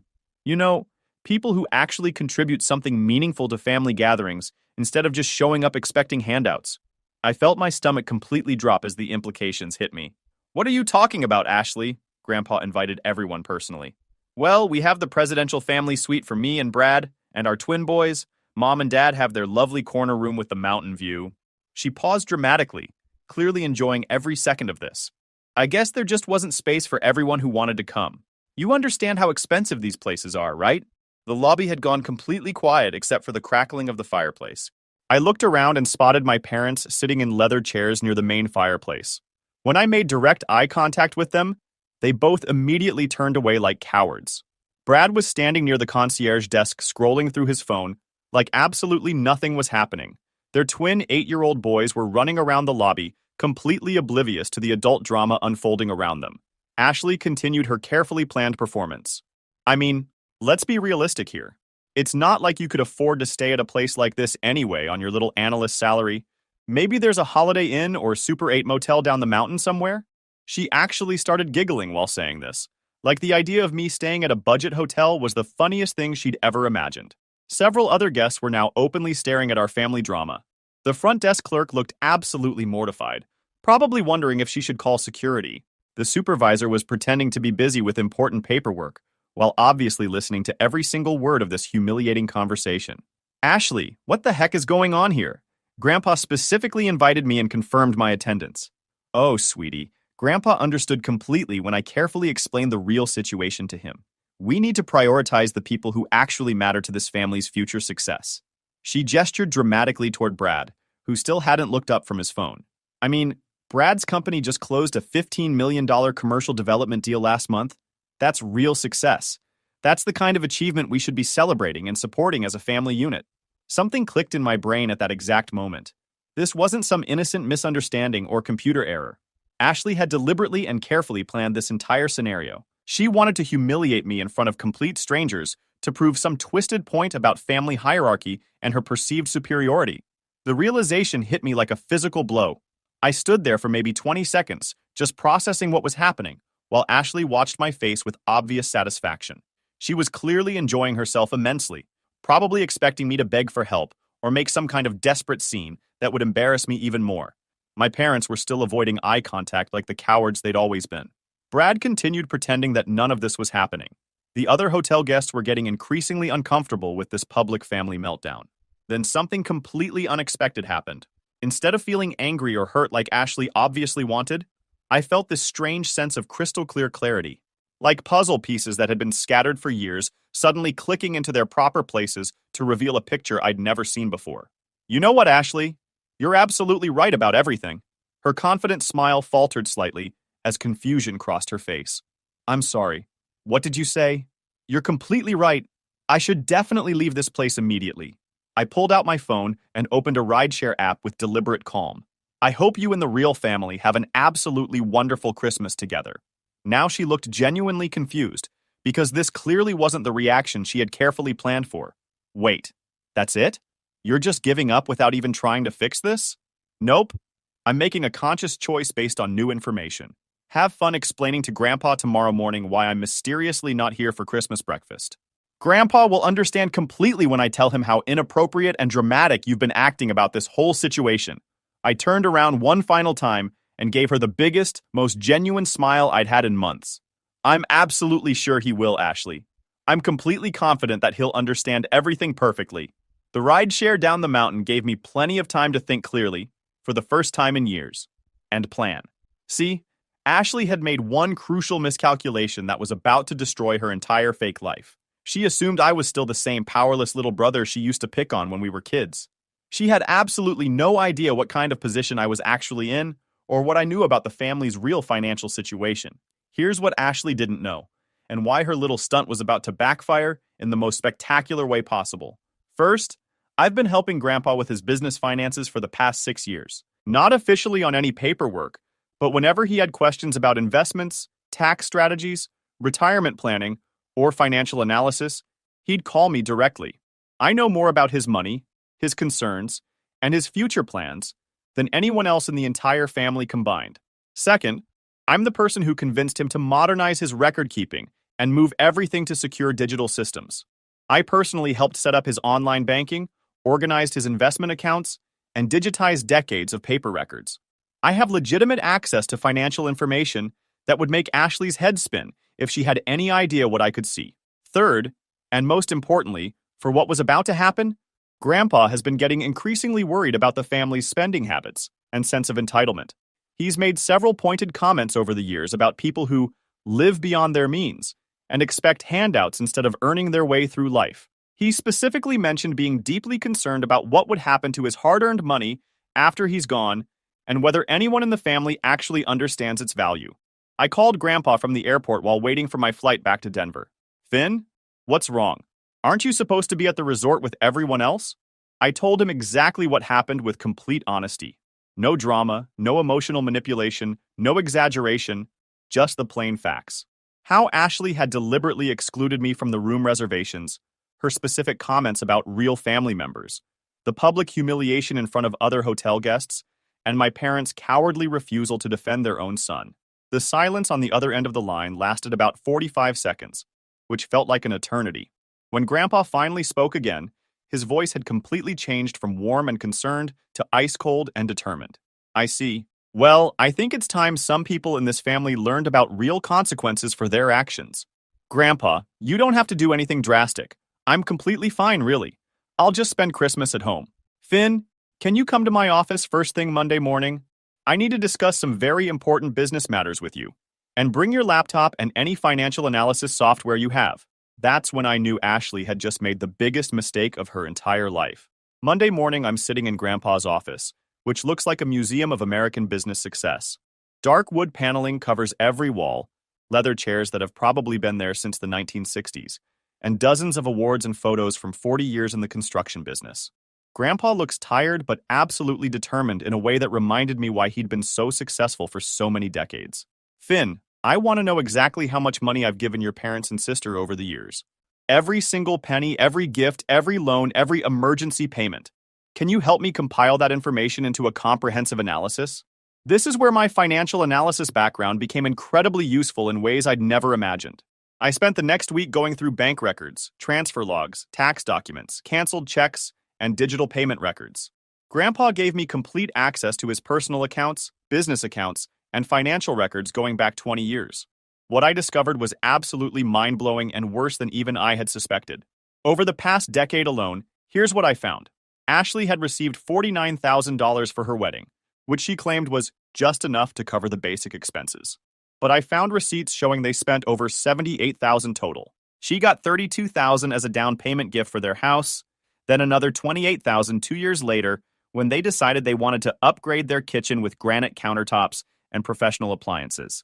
For the past 5 years, she's been receiving $3,800 every single month as help with the children's expenses and cost of living adjustments. That's over $228,000 right there in direct monthly payments. But wait, there's significantly more. Emergency loans that were never paid back, $43,000 for a business opportunity that never materialized. Investment opportunities that somehow never generated any returns, $37,000 for various schemes. Birthday and Christmas gifts that cost more than most people's annual car payments, probably another $60,000 over the years. Vacation funding, jewelry purchases, furniture allowances.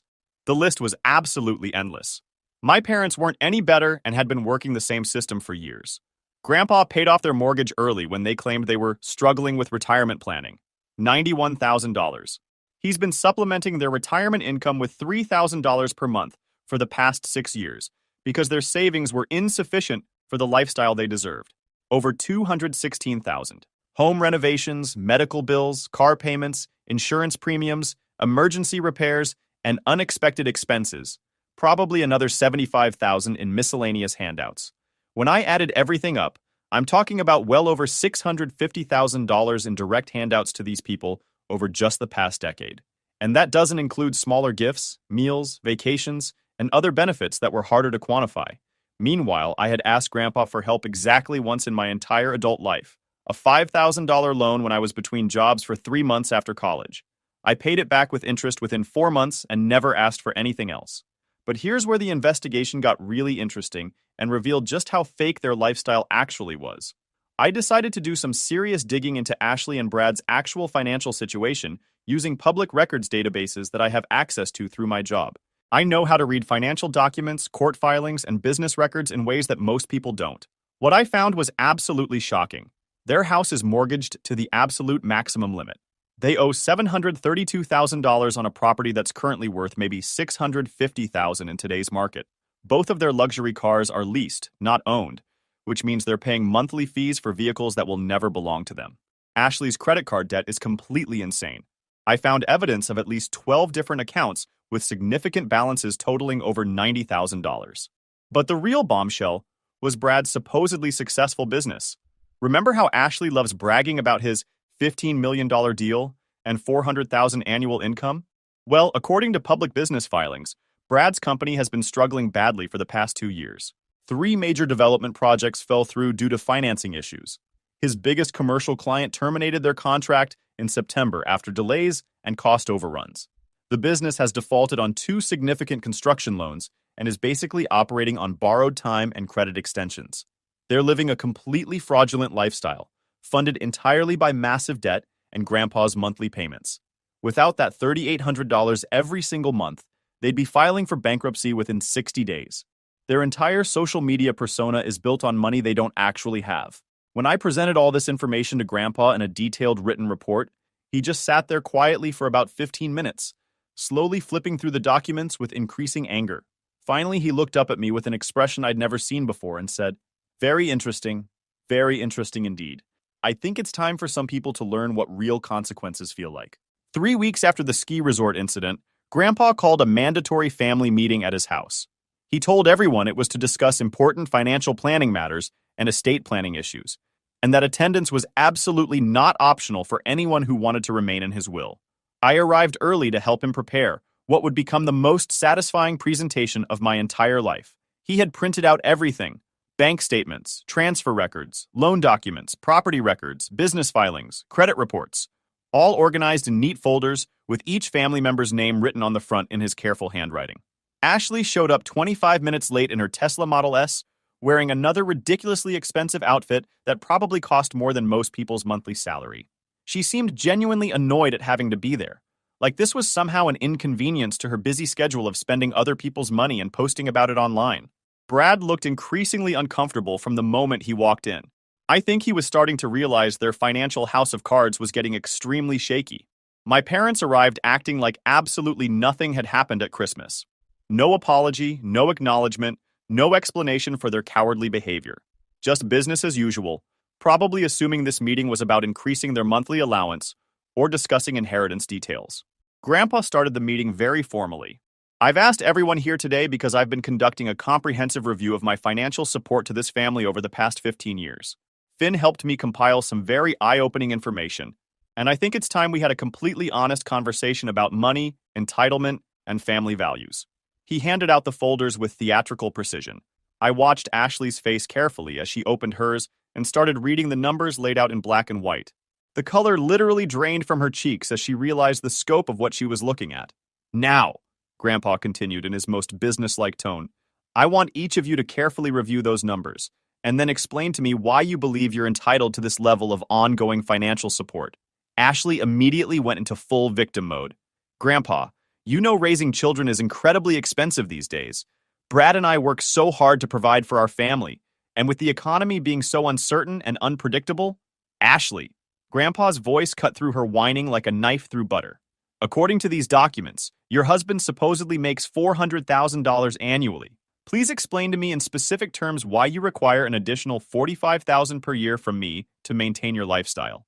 "Well, the house payment is really high because we wanted the boys to grow up in a good neighborhood, and they have activities and sports, and we have other necessary expenses that you wouldn't understand. You chose to buy a house you couldn't afford. You chose to lease luxury vehicles instead of buying reliable transportation.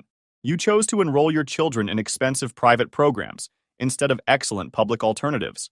These were your conscious decisions, made with the assumption that I would subsidize your lifestyle choices indefinitely." My parents tried to jump in and redirect attention. "Dad, You know how much we appreciate everything you've done for us over the years. But retirement planning is really complicated these days with inflation and medical costs. You retired at 62 specifically because you knew I would supplement your income indefinitely. You made minimal effort to save adequately for retirement because you assumed I would handle all your financial responsibilities. You treated my generosity as an entitlement rather than a gift. The tension in the room was becoming thick enough to cut with a knife. Ashley was starting to panic as she realized this wasn't going according to any script she'd imagined. Grandpa, what exactly are you trying to say here? Are you threatening us?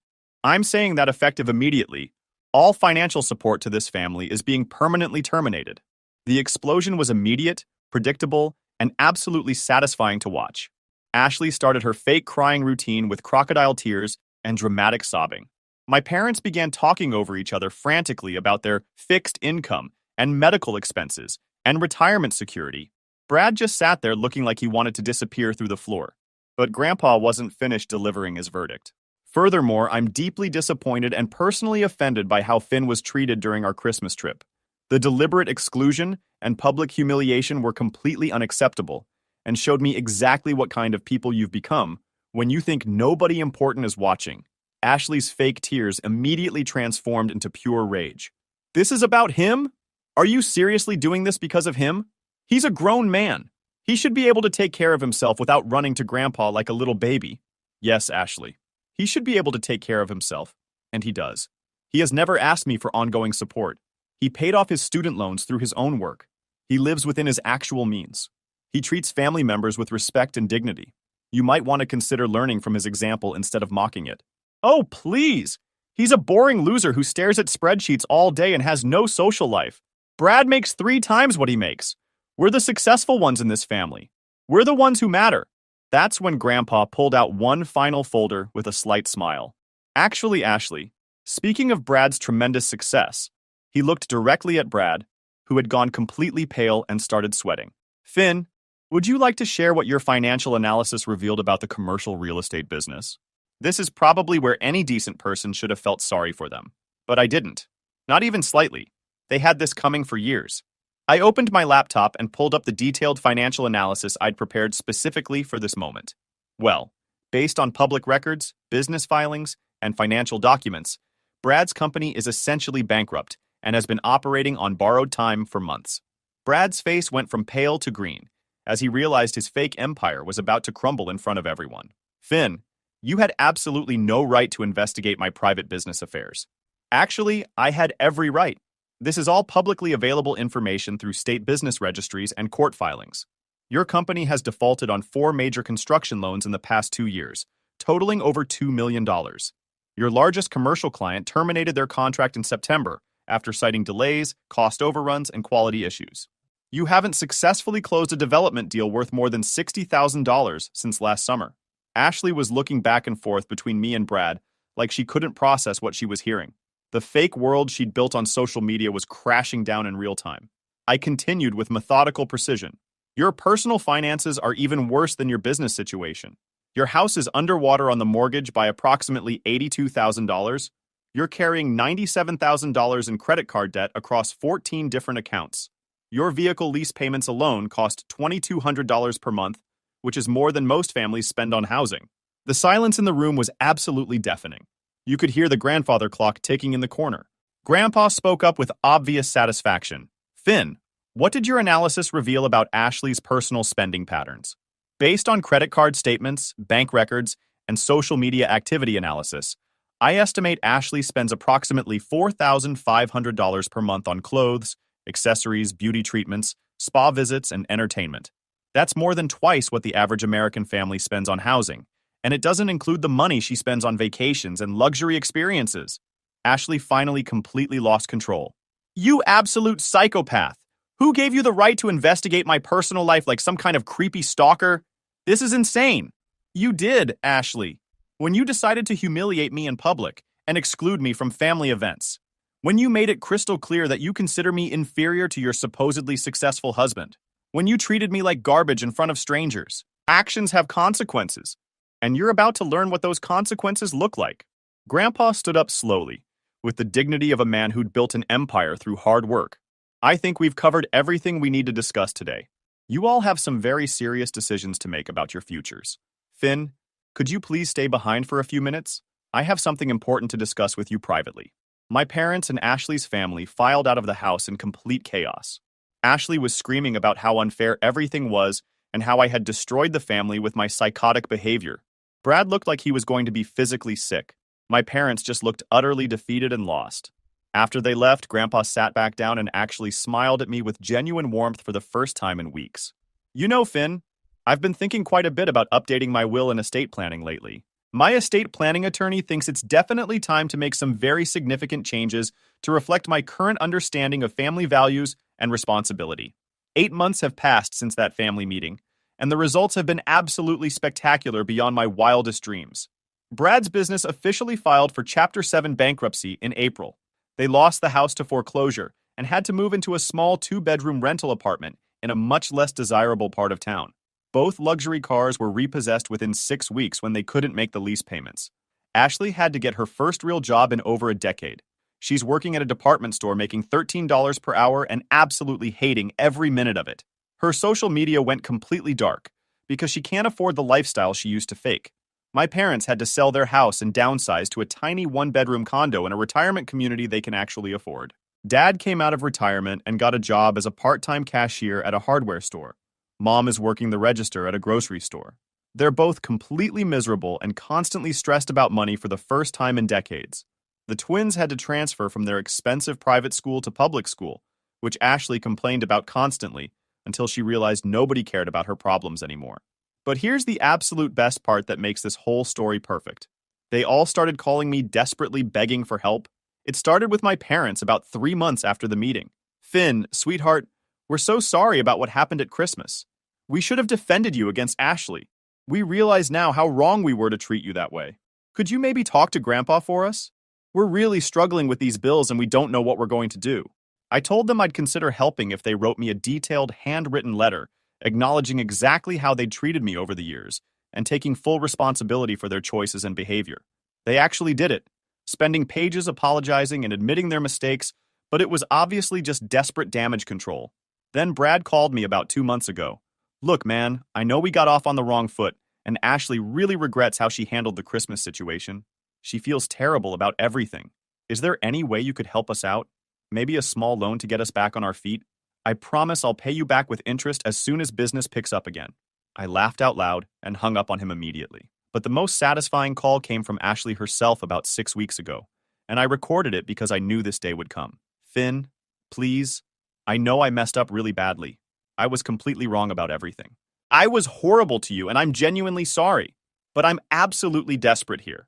The boys keep asking why we had to move, why mommy has to work now, why we can't go on vacation anymore, why their friends can't come over to our apartment. I'll do anything. I'll apologize publicly on social media. I'll admit I was wrong about everything. I'll tell everyone you were right. Just please help us get back to normal. Ashley, I have just one question for you, and I want you to think carefully before you answer. Anything. Ask me anything you want. When you excluded me from that hotel reservation and told everyone it was only for the real family, did you think for even 1 second about how that would make me feel as your brother? Complete silence for about 30 seconds. Did you consider that I'm your brother and I deserved basic respect and dignity regardless of how much money I make? Finn, I was just trying to... No, Ashley. You humiliated me because you thought I was weak and pathetic. You thought I needed you more than you needed me. You assumed I would always be there as your backup plan. You were completely wrong on every single count. Please, Finn, I'm literally begging you here. I'll get on my knees if that's what you want. You know what? You're absolutely right. You are begging me. And do you know how that makes me feel? It makes me feel like maybe there's some real justice in the world after all. I hung up and immediately blocked her number permanently. My husband and kids abandoned me after catching me cheating. Well, what did you expect them to do? Now let's get into this story, and you can see this dates back to May 4th of 2021. This woman starts out and she says, please reserve judgment on my situation until you listen to my entire post. I know what I've done is wrong and is 100% my fault. I'm not placing blame on anyone else. I'm just trying to see if there's a way I can save my 19-year marriage or if my relationship with my husband is beyond repair. I'm a 38 female. Call me Francine and my husband. Call him. Ray is 44. We got married when I was 19, a month after I gave birth to our daughter. Call her Libby. Libby is now 19 years old. Nearly 1 year to the day later, I gave birth to our son. Call him Craig. Both kids now attend the same college, 5 hours from us. Though we married, young, broke, and had a child. Ray and I managed just fine. We had a great life from the start. Ray has a good job now and has always been a great provider, husband, and father, even in those early days. I also now work 3 days a week, Monday, Wednesday, and Friday. We have plenty of money, own our own home, and have a decent savings. Our family was rock solid, and my husband, kids, and I were an unbreakable team until I fell under the deception of a very dark person. See how she's already painting her app as being this dark and deceptive person? It all started innocently enough. We have a dog, and she's part of the family too. As mentioned before, I work Monday, Wednesday, and Friday, so I'm home on Tuesday and Thursday.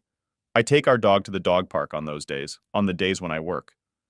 Ray comes home on his lunch break and walks our dog, and we both walk her on the weekends. One Tuesday at the park. About 3 months ago, I met a man there. I'll call him Leonard, age 37. Now enter the stage, Leonard. And you know who Leonard's going to be? His dog. And our dog became playmates. Leonard mentioned that he had seen me there several times with my dog, but I didn't remember seeing him. Out of coincidence, we started running into each other at the park every time I went there. Was it really a coincidence, or were you going there when you knew he would be there? I believe the latter. With each interaction, we talked more and became casual friends. Nothing inappropriate, just shooting the breeze with a fellow dog lover. In fact, at dinner one night, I told my husband about my interaction with this man named Leonard from the dog park and asked if he'd ever seen him there. My husband said no, and I told him that Leonard's dog and our dog are now besties. My husband laughed, and nothing more was said about the subject. Time went on, and then things began to change between Leonard and I. About 2 months ago, one day at the dog park, Leonard and I were talking, and he mentioned that he lived in the luxury apartment complex nearby. The complex is about a quarter-mile from the dog park and about a half-mile walk from my house. I told him the apartments looked so nice on the outside and asked him what were they like on the inside. I told him a friend of mine was interested in possibly renting there, which was true at the time. Leonard asked me to walk over to his apartment with my dog and have a quick look and take pictures for my friend. I knew I should have politely refused, but I said okay. Of course you did. Once I stepped through the door of his apartment, I knew I had crossed a line of inappropriateness. Leonard showed me around and I stayed for maybe 10 minutes, thanked him, and then said I needed to get home. With that, he asked if he'd see me next Tuesday at the park. I said yes and left. This was the point where I started cheating on Ray, as when I went home that night. I didn't tell him about my visit to Leonard's apartment. Instead, I was even more attentive to my husband. Fixed him a great dinner and cuddled with him on the couch until we retired to our bedroom. We had a great night, and I put that there is a red flag for this husband because all of a sudden now she's giving you more attention and more love in there. On one of these evenings during the week, and you gotta kind of think to yourself, okay, why out of the blue is she doing this? Could this be love bombing for something she's done and she's making up for? Yes, that is what the situation is. So you always have to keep your eyes open to that, guys. The following Tuesday, I met Leonard once again at the park, and we talked for nearly 2 hours. At the end of our conversation, I told him we need to back off our friendship, as we have gone beyond what is appropriate. He said he knew this, but told me it felt so right, and that we had unbelievable chemistry. Here again, I could have pulled back and ended things, but instead I agreed with him. Things moved quickly from there, and the following Tuesday, I spent the afternoon with Leonard at his apartment, having intimacy. See how quickly it happens, guys? Surprisingly, early that evening, I felt a little guilt or remorse for what I'd just done. Instead, I felt a high level of desire and passion for my husband. And we had a beautiful night together. That's what I say to that. That is just so sick. She just was with this lover of hers and, he wasn't wearing protection, I guarantee it. 99% of the time, these women do not require their lover to wear protection. So that is just sick. It's gross. It's disgusting. And I have nothing more to say about that. And that's also a red flag, because again, here she is giving you all this attention and all this love. And out of the blue, as a man, you got to sit back and ask yourself, why out of the blue is she doing this, writing this out? Now I'm just disgusted with myself, as you should be. But I must be truthful. Leonard and I continued meeting at his place every Tuesday and Thursday until midday this past Friday, nearly 2 months to the day when I started the physical relationship with Leonard. So she was having a physical relationship with this Leonard twice a week for 2 months, let's say at least 15, 16, 17 times. She was with this guy. And with a new relationship like that, they're doing everything possible in that bedroom.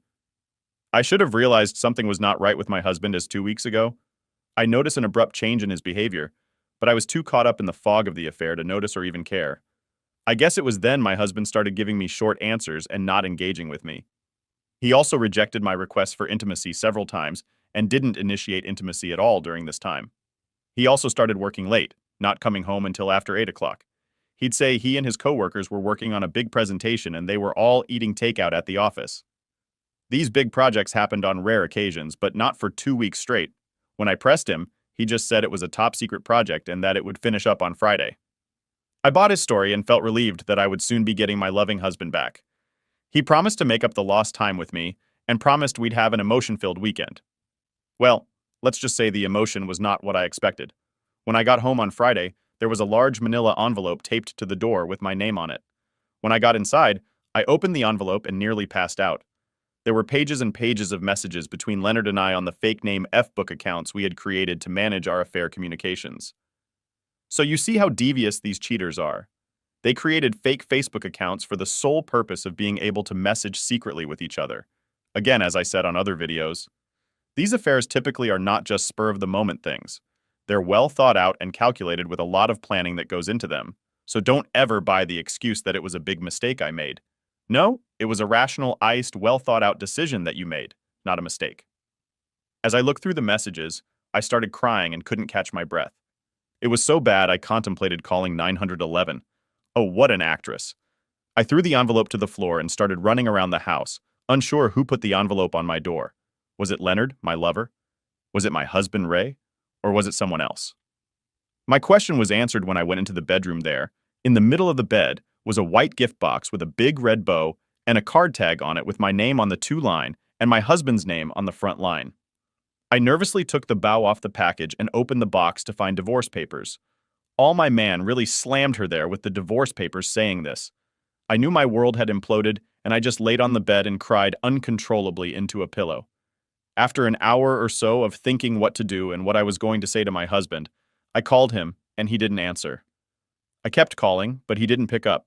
I then texted him, and again, nothing. I started pacing around the house thinking what I was going to do.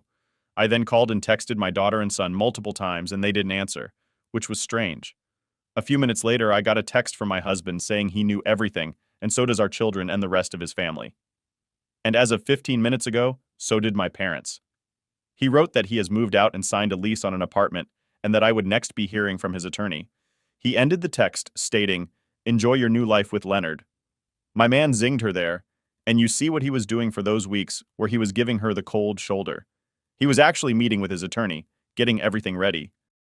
He was also going out looking for apartments, apparently, and leased an apartment.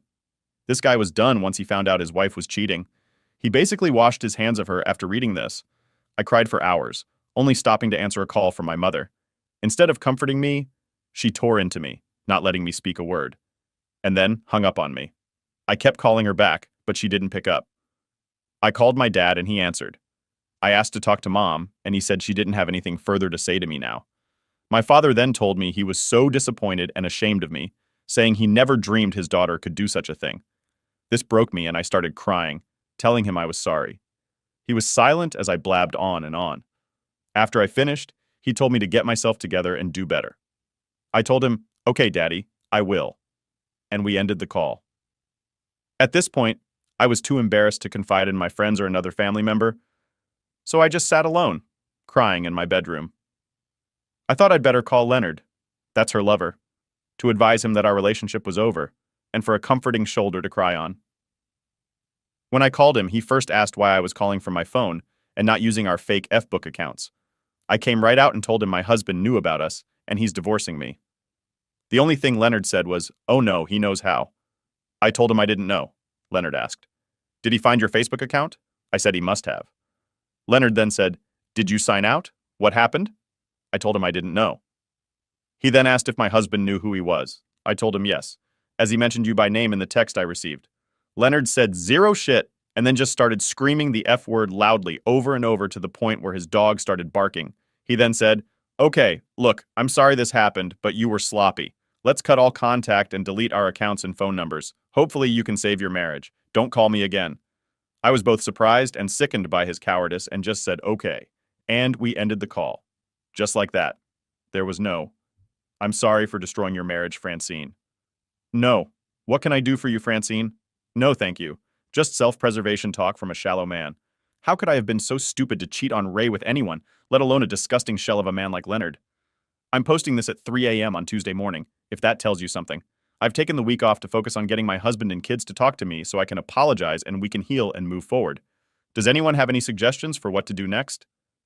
My soul is crushed, and I'm completely alone. I've lost everything but my dog as a result of my actions. Have any of you who strayed been cut off so quickly by your spouses? I mean, Ray is gone and wants nothing to do with me.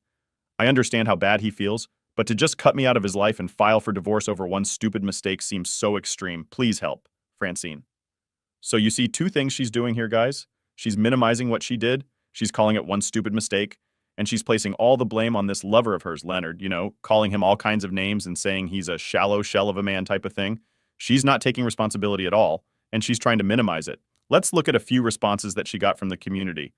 But before we do that, I want to encourage you, if you're like in what you hear, hit that like button that will help get this video seen by people all over the world. Now let's take a look at some of those responses. The first one's from a woman. She says, Francine, don't beat yourself up. Too bad. What you did is instinctive. Not saying it's right, but natural. So she's saying cheating and having multiple men is natural. I, too, am working through infidelity, and thankfully, my husband is more understanding than Ray. He's been with me through all the highs and lows. Mr. Simp. Mr. Simp, she's got a simp for a husband. I've been in individual counseling, and he and I go to marriage counseling twice a week. I've been a wreck, but my hubby is my rock. Good luck, girl. The second one here is from a male. He says, wow, your husband just moved out and is avoiding you without even speaking. Was your marriage on the rocks prior? Have you cheated before? And therefore you knew your fate if you cheated again? Even so, if you were my wife, I'd at least have a discussion to get your side of the story before doing something so final. I think there's more to your story than you are sharing. That's what I thought when I first read this story. I'm thinking she's not telling us the whole story. I'd really like to talk with her husband to find out his side of the story here and what their marriage was really like before he found out she cheated. Because I think there's more to this story. The next response is from a woman. She says, so sad for you, Francine. Don't wear your infidelity as a scarlet letter. Here's another one of these stories where they're referring to having affairs as a scarlet letter. And that's not something you should have to wear for the rest of your life. Well, as we always say, once a cheater, always a cheater. She says, there's nothing wrong with you. You are only human like the rest of us. Now listen to what she says next. I cheated on my husband back in 1995. We separated for 6 months and then he came back to me. And we lived a happy life until I lost him last year. I still regret what I did, but I more than made it up to him. Did you really? I'd like to talk to your husband if he was still alive and find out what was he really feeling when he came back to you. I'm sure he wasn't completely happy as you're describing it. She says you can too. Basically saying you can make it up to your husband to stay strong. And now the final response here is from a man. He says, women like you are trash and don't understand how deeply you've wounded your husband. It's a pain that's never forgotten and one that will impact his life for years to come. My first wife cheated on me after 5 years and 2 kids.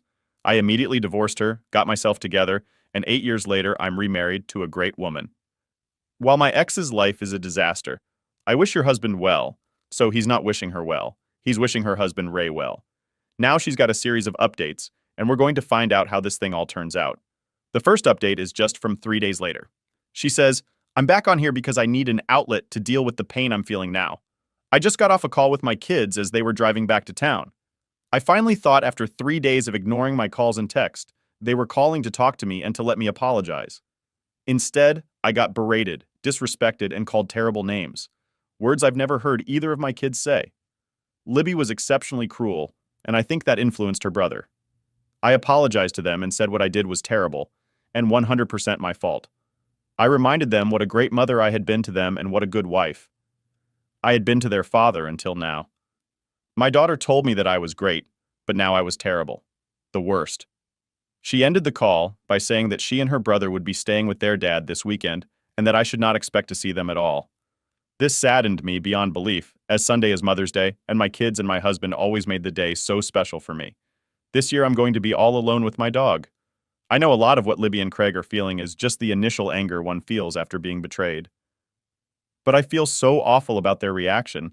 I'm not looking for any pity here. I beg to differ with you. You are looking for pity, just some encouragement. Thanks to those who have sent messages of support. It really has helped me get through so far. I will update again as I'm able. Francine. Now she's got another update, and this is 3 weeks later. Okay? So 3 weeks later, she comes back and she says, I wanted to come back and provide an update as I've gotten many requests to do so. I've been going to individual counseling for 2 weeks now, and it has helped a lot. My counselor is a great woman, and she has really given me courage to keep moving forward. She told me that I've done everything I can at this point to mend the relationship with my family. Now listen to what she says next. You talk about selfish. The best thing for me to do now is just step back and wait. If they return, then we always had and will have love. If they don't return, then they never really love me again. Here's another situation of a counselor victim blaming, putting all the onus here on the victims. The victims being the husband and the children and letting the cheater off the hook, saying, oh, they should forgive you and take you back. If they don't, then they never really loved you. That is total BS, as you all know. She also suggested transcendental meditation, and I started going last week, and it has made me so much more at peace with myself and given me a sense of calm. I feel more in control of my mind now than ever before. So she's going and she's chanting and doing all these kind of things with that meditation. So that's where things are in my world at this moment. I'll update again if warranted, hoping in my next update, I'll be able to report that my husband and kids have welcomed me back, and we are again one happy family, Francine. And now she's got another update 4 months later. Well, it's been a while, but I'm back with an update. Sit back and take a deep breath, as I've got a lot to say here with some good news and some bad. A couple weeks after my last update, I discovered I was pregnant. Yes. At the age of 38, I became pregnant after trying for more than 15 years to have a third child. This news came as a shock, and my mind instantly filled with joy and terror. Joy in that I wanted so much for the baby to be Race, and terror in the thought it could be Leonard's. I went into full panic mode. The first person I wanted to tell was Ray, but I knew if I did and the baby wasn't his, I would lose him forever. Also, if the baby was Leonard's, I wouldn't want to keep it. If I ended the pregnancy and Ray ever found out, he would never forgive me as he is against procedures. Good for Ray, he's a good man. So here's what I did. I called a DNA clinic and asked if they could do a prenatal DNA test without having the saliva of the father. The lab said it is possible, however, it is only possible with select other body samples. But of course, I didn't have them. The one potential was hair follicles. I found a few on my husband's brush, but not nearly enough for a full sample, so I hit a dead end there. My backup plan was to contact Leonard and have him participate and pay for a prenatal DNA test. He had me blocked, and he deleted his Fbook account. So I decided to go to his place of business and catch him while he was walking in. When he saw me, he first tried ignoring me and then asked what I was doing there in a disgusted manner. I told him, I have something important to say and we need to talk. He said he didn't want to talk to me anymore and that he was sorry for breaking up my marriage. I said to myself, yeah, right. Why didn't you think about that before you relentlessly pursued me? You see how she's placing all the blame on her app and not accepting the responsibility fully? Like she said, I then blurted out, I'm pregnant and you are the father. He then started saying, oh no, woman, you are not going to baby trap me. I know this game too well. So this Leonard, her app, is a player, as you can tell. I told him to listen to me closely. I said, if you don't want me to walk into this office and go right to your HR department and tell them what you were doing when you should have been on the job, then you better do what I say. I then told him I wanted him to schedule and pay for a paternity test and gave him the number for the clinic. I told him if he didn't do this within 48 hours, I would go to his HR. So she gave him an ultimatum here. That evening, Leonard unblocked my phone and sent me a text saying he made an appointment for next Tuesday at 10 a.m. as he knew I was off on Tuesday. We met at the clinic office and didn't speak. They called Leonard in first and took his saliva sample, and then I went in and they drew blood. It took a week to get the results back, but it was well worth the wait, as Leonard was not the father. I fell to my knees in sheer joy and gave thanks to our Lord for blessing me and my husband with another precious child for which we've wanted for so long. I couldn't wait to speak to Ray, but I had no way to reach him as he had me blocked, and I still didn't know where he was living. And at this point, my kids were still avoiding me and barely speaking to me. I texted him, my daughter and son, and told them that I had something very important to tell them and asked if they could set up a three-way call. My daughter kept texting me, asking for what? And I just told her I would tell them on the call. We set up the call and I told them the good news. Instead of being happy to be getting a sibling, they were both terse and downright mean to me. They immediately assumed the baby was Leonard's. I told them, I know it's your father's baby. My son then asked, how can I be so sure? And I told him that based on the estimated conception date, I knew. At this point, I didn't know the actual conception date, but I didn't want to tell them about the DNA test with Leonard, so I thought it best to explain it to them this way. So again, she's being deceptive here. My daughter then accused me of trapping her father into staying with me by getting pregnant. I asked her, how could that be? As this all happened before your father knew of my relationship with Leonard, my daughter said that was her point. She accused me of purposely getting pregnant by her dad in case he found out about my affair. She said the baby was my way of trapping her dad. I told her that was ridiculous, and she knew that her father and I had been trying for years to get pregnant. Finally, after much discussion, they agreed to speak with their father and have him call me. I was so anxious waiting for Ray to call that night, but he never did. The next morning came and still nothing. Then, and a little after 1 p.m. the next day, I got a call from Ray's attorney. She left me a message and I called her right back. She explained that she was calling on behalf of her client, and they were informed that I was pregnant and was claiming the baby was her client's. Hearing this, I just broke down and started sobbing, pleading with her that I wanted to speak directly with my husband. The attorney was considerate and understanding, but resolute. After I settled down, the attorney told me that my husband is requesting a paternity test for confirmation. I readily agreed and offered to do it as soon as possible, and that I would pay for it from my savings. The attorney asked that I set up the appointment and that her client will provide his saliva sample at a time when I'm not present. I agreed, but cried all night over the fact that Ray thought I would lie to him about something so special. And I couldn't believe Ray wouldn't want to go to the appointment with me. So why would this Ray believe you're a liar? Could it be that you were cheating on him for 60 days before he busted you? I think that might be the reason he doesn't trust you. The test was performed, and earlier this morning, the results came back proving Ray is the father. Of course, I already knew this, but getting the official results felt so good and was a major relief off my mind. I'm now looking to put this terrible nightmare I created behind us, and I look forward to rebuilding my relationship and trust with my family. Thanks so much for all the encouragement you've provided to help me through this difficult time. Take care, everybody. Francine. So she's feeling pretty good about herself now because she's pregnant with her husband's child. That means he's going to be tied to her probably for another 20-25 years. So she's doing cartwheels about this. And now for the final update so we can see how things turned out for this family. And the final update is from May 18th of 2022. So a full 8 months later, after getting so many requests, I thought I'd come back and update everyone on how things turned out for my family and I. We are still a work in progress, of course, but every day we get closer and closer to the family we once were, before I foolishly destroyed everything through my selfishness and stupidity. First off, Ray and I did divorce, so Ray moved forward and divorced her even though she was pregnant with his child. Despite all of my pleading and begging, and even with it 100% confirmed that I was carrying his child, he proceeded with the divorce. I remember being so hopeful after the DNA tests revealed he was the father, and looked so forward to speaking with him and having him once again hold me in his arms and tell me everything would be okay. But he never did. Instead, I met with him at his attorney's office in a meeting that was videotaped, in this meeting is where he told me he was proceeding with the divorce and said he wanted to transition to a good co-parenting relationship with me. I broke down and cried and asked to be excused to regain my composure. When I came back, we talked about custody and his desire to split custody time with me. I told him I wanted him to have 100% custody with me and again burst out crying. In the end, our divorce was final. We split assets and custody of our little guy, $5,050. I received 1 year of alimony and ongoing child support. Ray also agreed to pay half the taxes, insurance, and utilities on our family home for 2 years in order for the baby to be in a safe, secure environment. So they split the assets $5,050.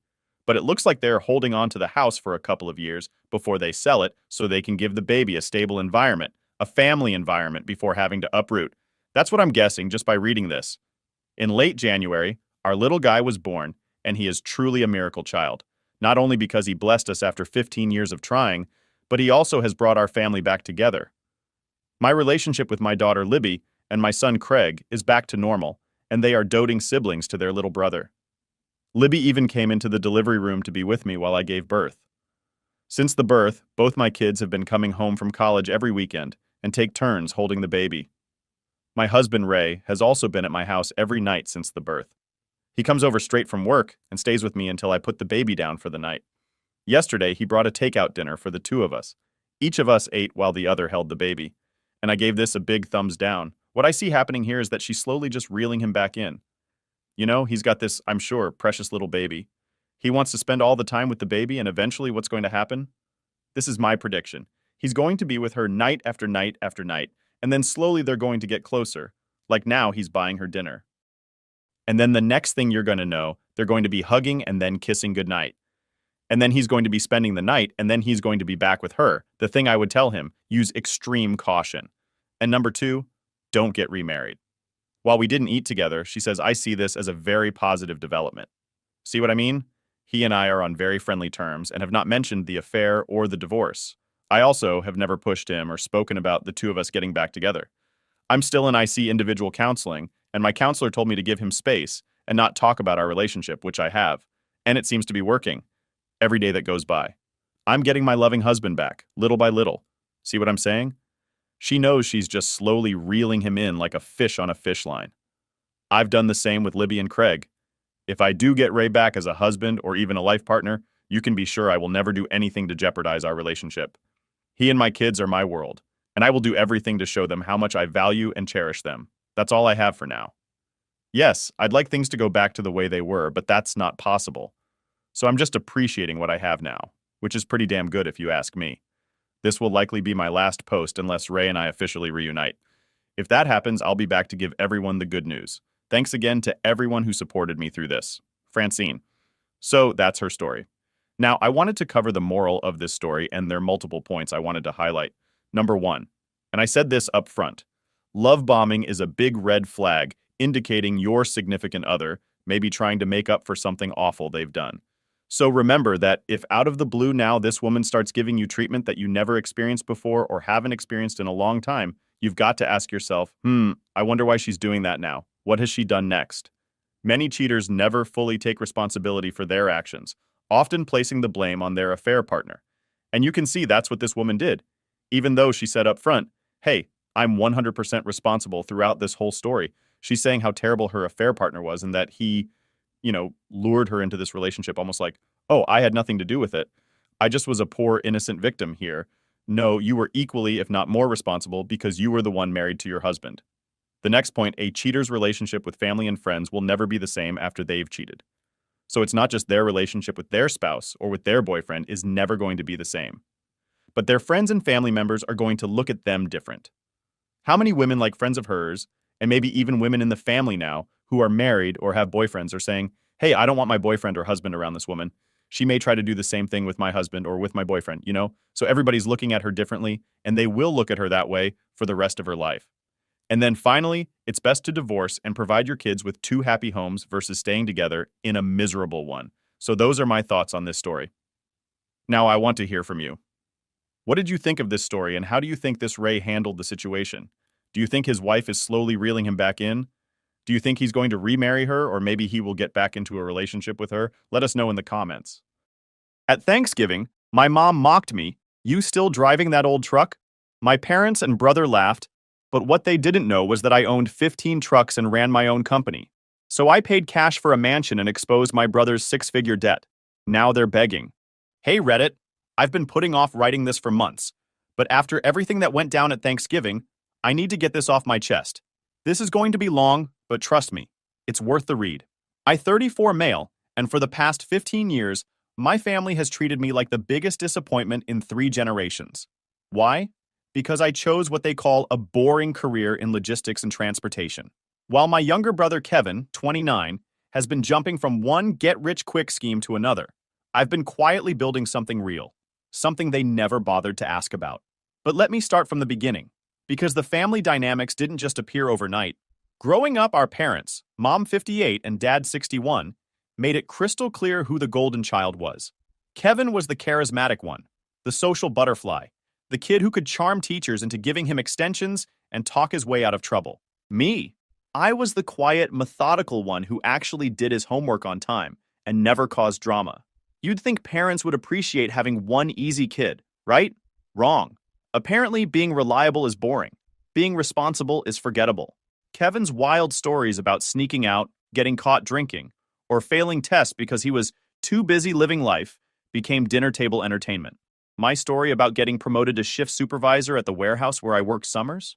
That's nice, honey. Kevin, tell us about that girl you met at the beach. The pattern was set early and it never changed. Kevin was the star. I was the supporting character in my own family's story. When I graduated high school, I had a choice. I could take out massive student loans to go to college like Kevin did, majoring in something impractical like communications while partying for 4 years. Or I could start working full-time at the logistics company where I'd been doing part-time work, learning the business from the ground up. I chose the latter. Big mistake, according to my family. You're wasting your potential, Mom said when I told them my decision. Look at Kevin, he's going to get a real education, make real connections. You're going to be stuck loading trucks your whole life. Dad was worse. I didn't work 60-hour weeks so my son could waste his life in some warehouse. Kevin's going to be somebody. He's got ambition. The thing is, I did have ambition. Huge ambition. I just wasn't interested in broadcasting it to people who wouldn't understand anyway. I started at Peterson Logistics making $12 an hour sorting packages. But I paid attention to everything.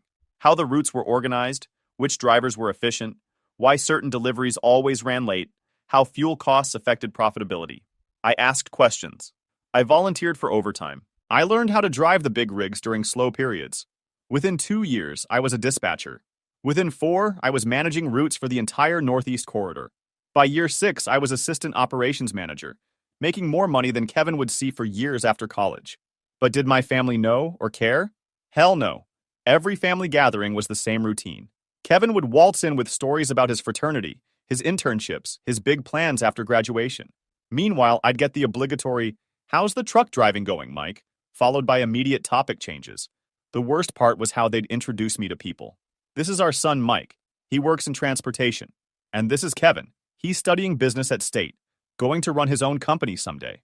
Kevin, meanwhile, was accumulating debt like it was a hobby. Student loans, credit cards, that car his parents co-signed for because he needed something reliable for his internships. But hey, at least he wasn't just driving trucks like his boring brother. After Kevin graduated, the comparisons got even worse. He bounced from job to job, each one supposedly a stepping stone to bigger things. Sales associate at a tech startup that folded in 6 months. Marketing coordinator at a wellness company that turned out to be a pyramid scheme. Account manager at a firm that laid him off after 8 months. But every failure was spun as experience and networking and finding his passion. Meanwhile, I'd been promoted to operations manager, was earning a 6-figure salary, and had started making plans to break out on my own. The truck thing became their favorite running joke. I drove a 2003 Chevy Silverado that I'd bought, used, and maintained meticulously.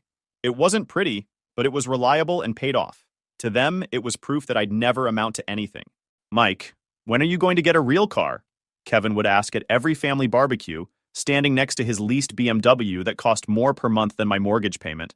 "That thing's older than some of my co-workers." Mom would chime in with her concerned voice. "Honey, I worry about you driving that old truck. What if it breaks down? Don't you want something newer, something that shows you're doing well?" The answer was always the same. The truck worked fine. I didn't care about impressing people, and I had better things to spend money on. They'd exchange those looks, the ones that said, "Poor Mike, no ambition, no pride in his appearance." If they'd bothered to ask what those better things were, they might have learned something interesting, like the fact that I was saving every possible penny, learning everything I could about the trucking industry, and identifying opportunities that bigger companies were too slow or too arrogant to see.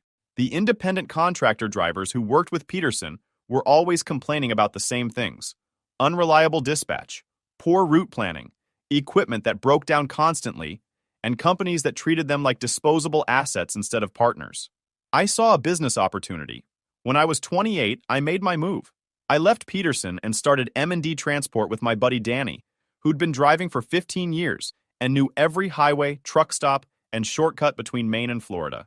We started with one truck, a used Peterbilt that we bought with our combined savings and a small business loan.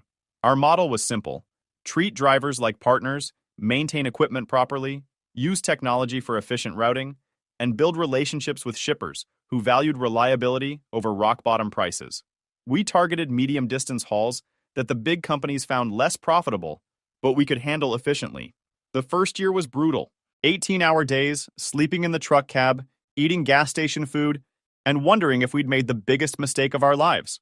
But by month 10, we were consistently profitable. By year 2, we had 3 trucks. By year 4, we had 8 trucks and were consistently booked solid. My family had no idea. None. Not because I was hiding it, but because they never asked specifics about my work. When they asked how the truck driving was going, I'd say fine or busy, and they'd immediately pivot to Kevin's latest venture or relationship drama. The contrast with Kevin's career was becoming comical. While I was building a legitimate business with real assets and steady growth, he was chasing trends and get-rich-quick schemes. First, it was cryptocurrency day trading. Then, it was dropshipping products from China. Then, it was becoming a social media influencer for entrepreneur lifestyle content. Each new venture came with big announcements at family dinners. Kevin would explain his brilliant new strategy, complete with projected earnings and plans for scaling up. Our parents would ooh and ah and ask detailed questions and tell everyone they knew about Kevin's latest innovative business idea. Meanwhile, I'd quietly grown M&D Transport to 15 trucks, employed 22 people, and was generating annual revenue that would have shocked them speechless if they'd known. But truck driving was boring, so they never asked for details. The mansion purchase was what finally broke the camel's back. By last year, the business was doing well enough that I started looking for a house to buy. Not just any house. I wanted something that reflected what I'd built. Something that said, I made it, without having to say it out loud. I found a 6,800 square foot colonial on 12 acres, about 20 minutes from where I grew up. It wasn't ostentatious, but it was unmistakably successful. 5 bedrooms, 4.5 baths, gourmet kitchen, 3-car garage, pool, and a view that went on for miles. The price tag was $1.2 million. I paid cash. No mortgage, no financing, no debt. Just a wire transfer from my business account to theirs. Did I tell my family immediately? Of course not. Why break a 15-year streak of them not being interested in my life? I moved in quietly over a weekend in September. Danny and some of the other guys from work helped me move furniture and get settled. We had a barbecue that first Saturday night, sitting on my back deck, looking out over my property, and talking about how far we'd come since those early days of sleeping in truck cabs. The plan was to tell my family at Thanksgiving. Not make a big announcement, just casually mention that I'd bought a house and see how long it took them to ask where or what kind. I figured it would be amusing to watch their assumptions play out. But Kevin beat me to the punch with his own Thanksgiving announcement. 2 weeks before the holiday, Mom called with exciting news. Kevin has something wonderful to share with everyone at Thanksgiving. He's finally found his calling. He's starting an import business, bringing artisanal goods from South America to boutique stores here. He's already got investors lined up. Great, I thought. Another Kevin venture for everyone to fawn over while I sat quietly eating turkey and mashed potatoes. But this one felt different. Mom was more excited than usual, and she kept mentioning how Kevin had really done his research this time, and how the numbers looked amazing, and how this could be the big break he's been working toward. I figured I'd let Kevin have his moment, then casually mention my house purchase afterward. What I didn't expect was for the whole thing to blow up in the most spectacular way possible. Thanksgiving started normally enough. Kevin showed up in his BMW, wearing an expensive suit that probably cost more than most people's monthly rent. He was practically bouncing with excitement, barely able to contain whatever big announcement he was planning. I arrived in my trusty Silverado, wearing jeans and a button-down shirt. The reactions were predictable. Mike, you're still driving that old truck? Kevin laughed, shaking his head. Dude, it's embarrassing. What are you, too cheap to buy something from this decade? Dad chimed in with his concerned parent voice. Son, that truck's got to be costing you more in repairs than a car payment would. Wouldn't it make sense to get something reliable? It is reliable, I said, same as always. Runs fine, gets me where I need to go. They exchanged those familiar looks. Poor Mike, no pride, no ambition, driving around in that old beater like he's still 25. During dinner, Kevin couldn't wait any longer. He practically vibrated with excitement as he cleared his throat for his big announcement. Everyone, I have incredible news. I found my calling, my big break, the business opportunity I've been waiting for. He paused dramatically. I'm launching Artisan Imports, specializing in handcrafted goods from South American artisans. Think pottery, textiles, jewelry, all authentic, all unique, all targeted at high-end boutique stores. The table erupted in excitement. Mom started crying happy tears. Dad raised his wine glass for a toast. My aunt and uncle asked detailed questions about the business model, the market opportunity, the growth potential. Kevin ate it up. He explained how he'd identified an underserved niche, how he'd already connected with artisans in Peru and Colombia, how he'd lined up potential retail partners. He pulled out his phone and showed pictures of beautiful pottery and colorful textiles. The initial investment is significant, he said, but the profit margins are incredible.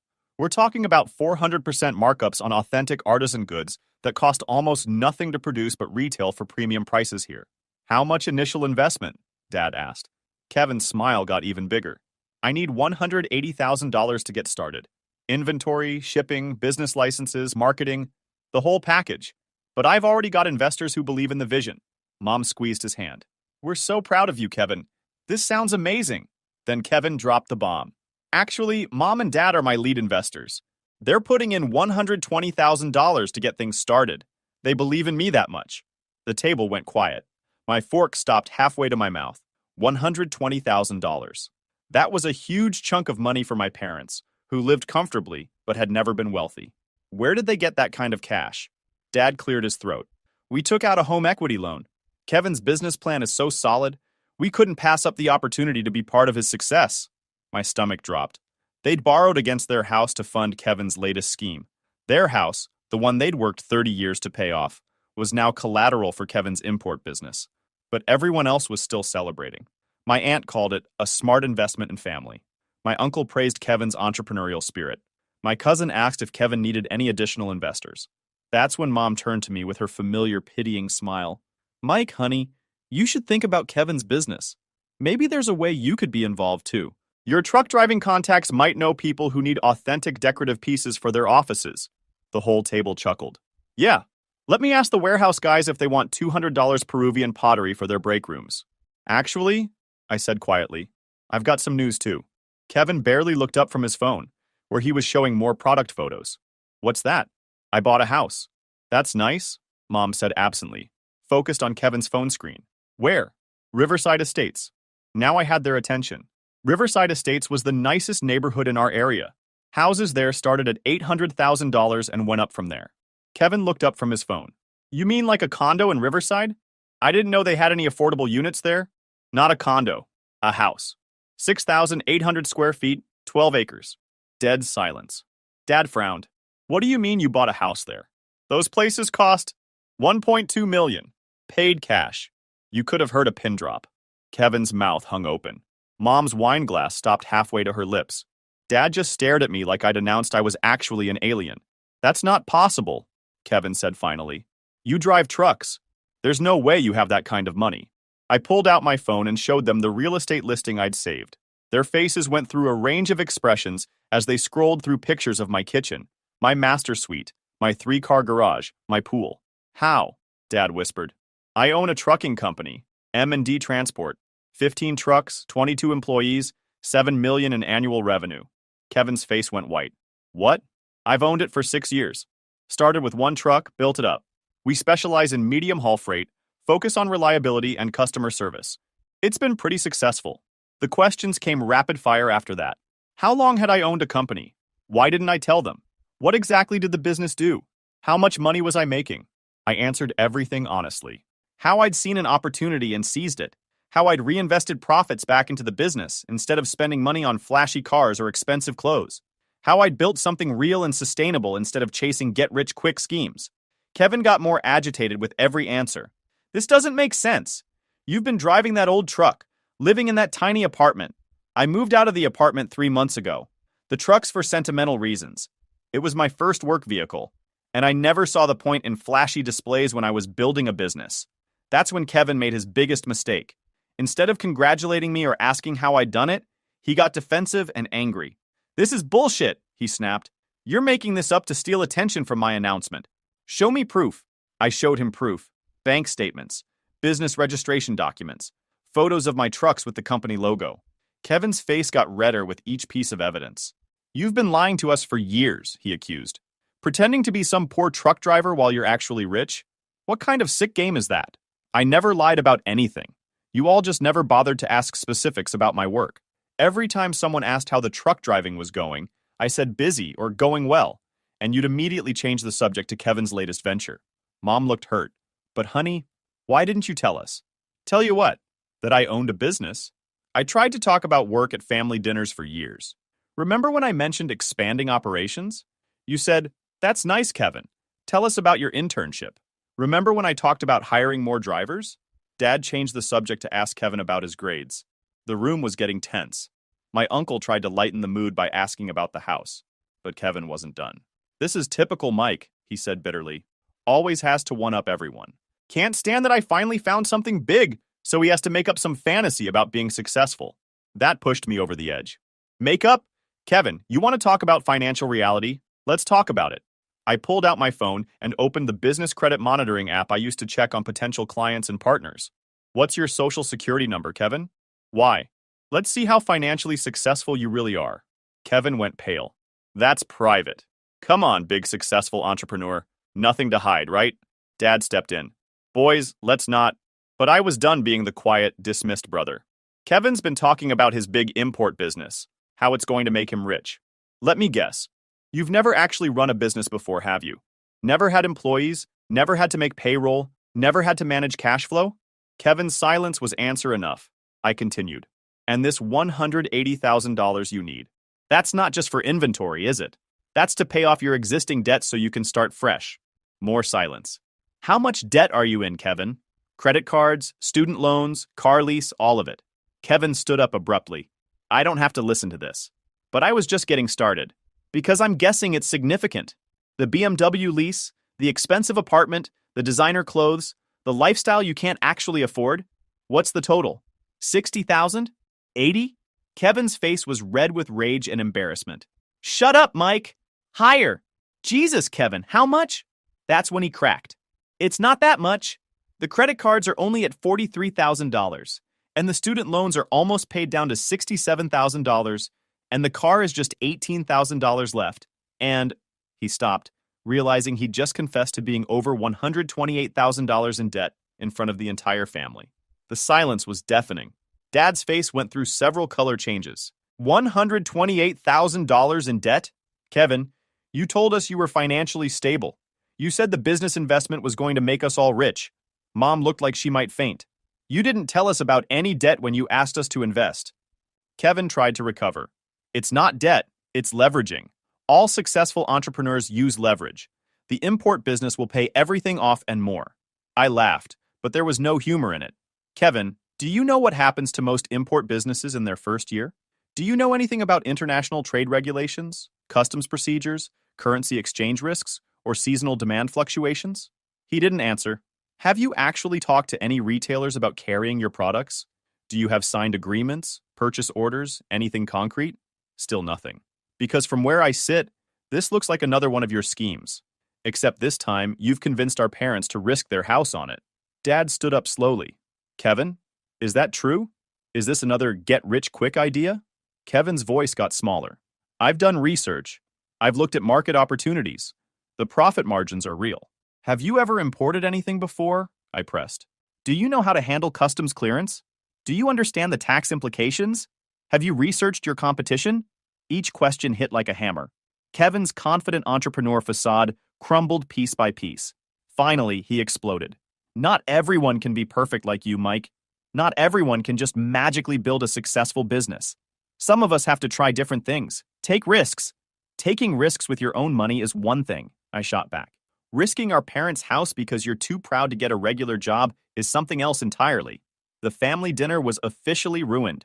Kevin stormed out, slamming doors and peeling out of the driveway in his leased BMW. The rest of us sat in uncomfortable silence, picking at our cooling turkey. Dad finally spoke up. Mike, we owe you an apology. We haven't been fair to you. Mom was crying. I had no idea you'd built something so successful. I'm so sorry we never asked, never paid attention, but I wasn't interested in apologies anymore. I was interested in protecting my parents from financial disaster. Dad, you need to cancel that home equity loan immediately. Don't give Kevin a penny. But we already signed the papers. The money's already been transferred to Kevin's business account. My heart sank. How much? The full $120,000. He said he needed it right away to secure the initial inventory shipments. I closed my eyes. Kevin had taken $120,000 of their home equity, and knowing Kevin, it was probably already spent on paying down his debts, not on any legitimate business expenses. I need to make some calls, I said. Over the next 3 days, I did more research into Kevin's artisan imports business than he'd apparently done himself. What I found was exactly what I expected. No business license, no registered company, no signed agreements with South American suppliers, no contracts with U.S. retailers. Just a fancy business plan he'd probably copied from a template online. The $120,000 was gone, spent on exactly what I'd suspected. He'd used $78,000 to pay off his credit cards and make a big dent in his student loans. Another $25,000 went to paying off his car lease early so he could buy it outright. The remaining $17,000 had been spent on what he called business development, which appeared to be a trip to Peru to take photos of pottery for his fake business presentation. When I presented this information to my parents, Dad literally aged 10 years in front of me. Mom started making calls to their bank, their lawyer, anyone who might be able to help them get their money back. But the money was gone.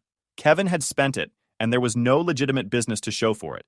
Worse, the home equity loan meant they now had a monthly payment of almost $800, and they were both retired on fixed incomes. That's when the begging started.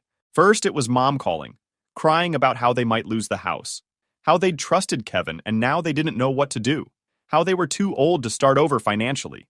Then it was Dad, taking a different approach, talking about family responsibility, how successful family members should help struggling ones, how I had more money than I could ever spend, and they just needed help getting back on their feet. Kevin stayed away for 2 weeks, then started sending text messages, first apologizing, then explaining, then justifying, then begging. He'd learned about my business, about my house, about my actual financial situation, and suddenly I was his potential savior. The texts started reasonable. "I'm sorry I doubted you. I had no idea you'd built something so successful. I'm proud of you." Then moved to explanatory. "The import business is still viable. I just need more time to develop the supplier relationships." The Peru trip was research, not vacation. Then got desperate. "Mike, I know I messed up, but I can fix this. If you loan me just $50,000, I can make the import business work and pay back Mom and Dad." And finally became pathetic. "Please don't let Mom and Dad lose their house because of my mistakes. You're the only one who can help them now." I ignored all of it. Instead, I hired a forensic accountant to trace exactly where the $120,000 had gone. I wanted documentation of every dollar before deciding how to handle the situation. The results were damning. Not only had Kevin spent the money exactly as I'd suspected, but he'd also been lying about his financial situation for years. The $128,000 in debt he'd admitted to at Thanksgiving was actually over $180,000 when you included debts to friends, family, and some questionable payday loan companies. Armed with this information, I made a decision. I called a family meeting at my new house.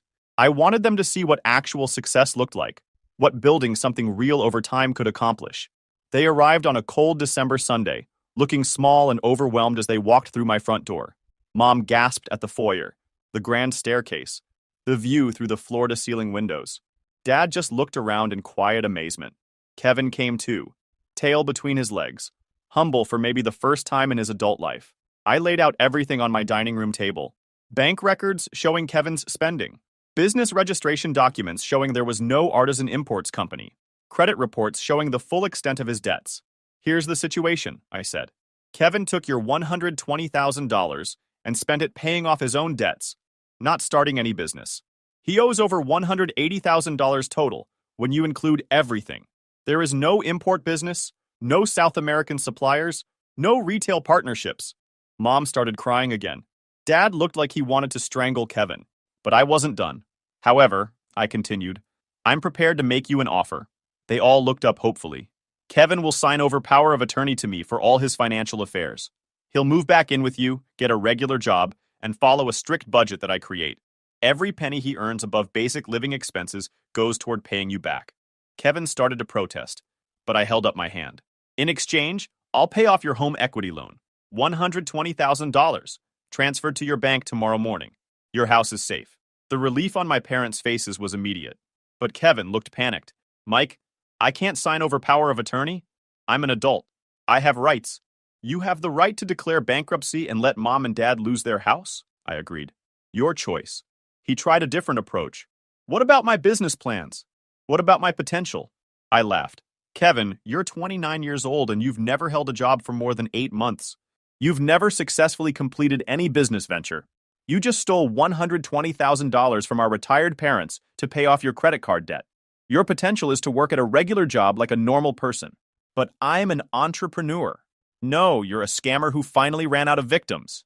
That was harsh, but it needed to be said. For 15 years, I'd watched my family enable Kevin's delusions while dismissing my actual accomplishments. Someone had to inject reality into the situation. Kevin signed the papers. Not happily, but he signed them. The next morning, I transferred $120,000 to my parents' bank account to pay off their home equity loan. That afternoon, I moved Kevin into a studio apartment near a distribution center where I'd arranged a job for him as a warehouse associate. Starting salary, $16 an hour. The same job I'd started with 15 years earlier. Over the next few months, the family dynamic completely shifted. My parents, grateful and embarrassed, started showing genuine interest in my business. They asked questions, visited my facilities, met my employees. For the first time in my adult life, they seemed proud of what I'd built. Kevin, meanwhile, was learning what actual work looked like. 40 hours a week, time clocks, supervisors, overtime when necessary. No flexible schedule, no creative freedom, no get-rich-quick schemes. He hated every minute of it. But he was paying off his debt, $400 per week after basic living expenses. At that rate, he'd pay back the $120,000 in about 6 years, plus interest. The best part was watching him realize what I'd known all along. Building something real takes time, patience, and consistent effort. There are no shortcuts to genuine success. My parents now introduce me as our son Mike, who owns a successful trucking company. They ask about my employees, my business challenges, my expansion plans. They're genuinely interested in my life for the first time since I was 12 years old. Kevin still sends me occasional texts about business opportunities and investment ideas. I ignore them all. He's got 6 years of warehouse work ahead of him, and maybe by the end of it, he'll understand the difference between actual entrepreneurship and fantasy. Update 1. Kevin lasted exactly 4 months at the warehouse job before quitting, because manual labor is beneath him. He's now working at a call center and complaining that the customers are rude. Some people never learn. Update 2. Since a few people asked for more details about how things played out with Kevin, here's the full story of his spectacular failure to adult properly. Those first 4 months at the warehouse were entertaining. I'd set up the job through a contact of mine who manages the distribution center, so I got regular updates on Kevin's performance. Week 1, Kevin showed up in business casual clothes like he was heading to a corporate meeting. Had to be told multiple times that khakis and button-downs weren't appropriate for loading trucks. Complained that the uniform polo shirts were not his style and asked if he could wear his own shirts as long as they were the right color. Week 2, he started showing up late consistently. Not massively late, just 5 to 10 minutes, but enough to irritate his supervisor. When called out on it, Kevin explained that he's not really a morning person and suggested they accommodate his natural schedule by letting him start later and work later. In a job that requires coordination with truck schedules. Yeah. By week 3, Kevin had convinced himself that his college degree and business experience made him management material. He started offering unsolicited suggestions about workflow optimization and employee scheduling. His supervisor, a guy named Rodriguez, who's been doing this for 15 years, was not impressed. Rodriguez told me later, "Your brother keeps trying to redesign our entire operation based on something he read online. Kid's been here 3 weeks and thinks he knows better than people who've been doing this since before he was born." Week 4 was when Kevin discovered he actually had to do physical work, like consistently, for 8 hours straight. For 8. The job involved moving boxes that weighed up to 50 pounds, and Kevin had clearly never lifted anything heavier than his laptop. He started complaining about back pain, asked if there was a gym membership benefit so he could build up to the physical requirements, and suggested they invest in better ergonomic equipment. Month 2, Kevin tried to organize a union. Not because of legitimate workplace issues, but because he thought having union organizing experience would look good on his resume for future business ventures. The attempt lasted exactly 1 lunch break before his coworkers told him to knock it off. He also kept trying to network with truck drivers, thinking he could learn about transportation industry opportunities. Most of our drivers have been doing this for decades and could spot Kevin's BS from a mile away. One driver, Tommy, told me, "Your brother asked me if I knew about any disruptive transportation technologies he could invest in. Kid doesn't even know how to properly load a truck, but he wants to revolutionize the industry." Month 3 was when Kevin discovered that warehouse work doesn't stop for personal convenience.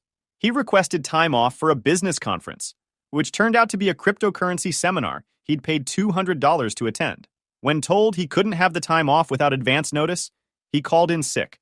His supervisor checked his Instagram and found photos of Kevin at the conference, networking and posting about exploring investment opportunities. The final straw came in month 4. Kevin had been assigned to train a new hire, which he saw as validation that management recognized his potential. Instead of actually training the guy, Kevin spent the shift explaining his various business ideas and trying to recruit the new employee as a potential business partner. When the new hire couldn't properly do his job because Kevin had spent zero time actually teaching him warehouse procedures, both Kevin and the new guy got called into the supervisor's office. Kevin tried to explain that he was developing the employee's entrepreneurial mindset and that traditional training was limiting his potential. Rodriguez finally lost it, told Kevin that this was a warehouse, not a business incubator, and that his job was to move boxes, not pitch investment schemes to new employees. Kevin quit the next day, claiming the work environment was stifling his creativity and incompatible with his professional development goals. My brother knocked up my fiancée. While I was away for college, my parents defended him. So I cut them off and built a whole new life from nothing. 4 years later, they lost everything because of him and came begging. I didn't care. Sup, Reddit. My parents always played favorites. My brother betrayed me in the worst way possible. My parents took his side, and I walked out for good. Thought I was done with all of them. But 4 years later, life had other plans. Before we get there, let me start from the beginning. You ever grow up in a house where you know, from day one, you're the background character? That was me. My name's Leo, older brother, straight A kid, quiet, did my homework, stayed out of trouble. Then there was my little brother Logan, golden boy, future president/doctor/gift to humanity, if you ask my parents. We lived in this regular suburban neighborhood. White fence, tiny backyard, 2 cars in the driveway. From the outside, we looked like the picture-perfect family. Inside, whole different story. Let me give you a taste. When I turned 16, my parents got me this used bike from Craigslist. $100 cash, rusty chain, seat tilted like it survived a tornado. Dad handed it over with a smile like he was giving me the keys to the city. Be responsible with it, Leo, he said, all serious. I nodded because what else was I supposed to do? Ride off into the sunset on my squeaky 2-wheeler? 2 years later, Logan hits 16. My parents hand him keys to a brand new Honda Civic. I'm not joking. Red bow on top, balloons, cake with Sweet 16 Logan, written in blue frosting. Neighbors came over to see it like we were unveiling a new Tesla. Dad gave this big speech about how Logan needs a reliable car for school and sports. Yeah, because my wobbly seat bike was doing just fine for me, right? I was standing there eating cake off a paper plate, watching Logan rev his brand new engine, while my own ride was chained to a stop sign out front looking like it had been through war. Mom snapped pictures like Logan just won a Nobel Prize. Not one single picture of me on my birthday with the Craigslist bike. That's how it always was. I remember this one afternoon perfectly. I was maybe 14. Logan broke a window playing baseball in the yard. He cried, Mom hugged him, Dad called it an accident. Month later, I forgot to empty the dishwasher before bed. Dad gave me a whole speech about responsibility like I'd knocked over a bank. So yeah, I learned early my role in the family was basically unpaid intern. Meanwhile, Logan was treated like a visiting celebrity. He got out of chores, out of trouble, out of any situation that required accountability. Mom said it was because he's special, and boys like him need support. Funny how that support always came with cash, gifts, and second chances. Me? I kept my head down and stayed busy. Started building computers out of old parts I found online. Sold a few for pocket money. Nobody noticed. Mom walked past my room once while I had a whole motherboard spread out on the desk. She didn't even ask what I was doing. By the time college started creeping up, I didn't even bother talking about my plans at dinner. I was grinding through applications on my own, while Mom and Dad were busy figuring out which med school Logan should aim for. Kid hadn't even passed high school biology yet, by the way. So yeah, by the time senior year rolled around, I already knew the score. Some kids grow up with parents who cheer them on no matter what. Some grow up with parents who pick a favorite and never look back. Guess which one I got? And man, that birthday thing? That was just the opening act. By the time I hit senior year, the favoritism wasn't even subtle anymore. It was basically a family tradition. Take the Florida trip, for example. Mom had been talking about it for months. We were finally going to have a family vacation. The plan was beaches, seafood, a few days to relax before everything got busy with college stuff. I'd been saving money from my grocery job so I could actually buy souvenirs, or maybe rent a jet ski for an hour. I was looking forward to it. Then Logan announced he had football conditioning the same week. Not a game, not tryouts. Conditioning. Running laps, lifting weights, drinking Gatorade. Nothing that couldn't wait a week. Suddenly, the entire trip was up in the air. That's what Mom called it. By the next morning, it was postponed indefinitely. which in our family meant never happening. Logan can't miss this, Mom told me at breakfast, like it was the Olympics. College scouts look at dedication. Dedication? The kid played JV linebacker at a school where the football team lost every game by 20 points. Nobody was scouting anything except maybe how fast he could fumble. I didn't even argue. What was the point? We all knew if it was me with the scheduling conflict, Mom would have said, "You can skip it once, Leo." Family comes first. Not for Logan, though. For him, family came second, maybe third. Somewhere after sports and whatever new girl he was texting that week, Dad just shrugged like the decision was obvious. "We'll do the trip another time," he said, not even looking up from his coffee. He said it like we were the kind of family that rescheduled things. We weren't. So yeah, goodbye, Florida. Hello, another summer at home, watching Logan jog in circles while the rest of us sat in metal bleachers like supportive extras in the Logan show. The thing is, after a while, you stop being surprised. Like when I started dating Violet around the same time.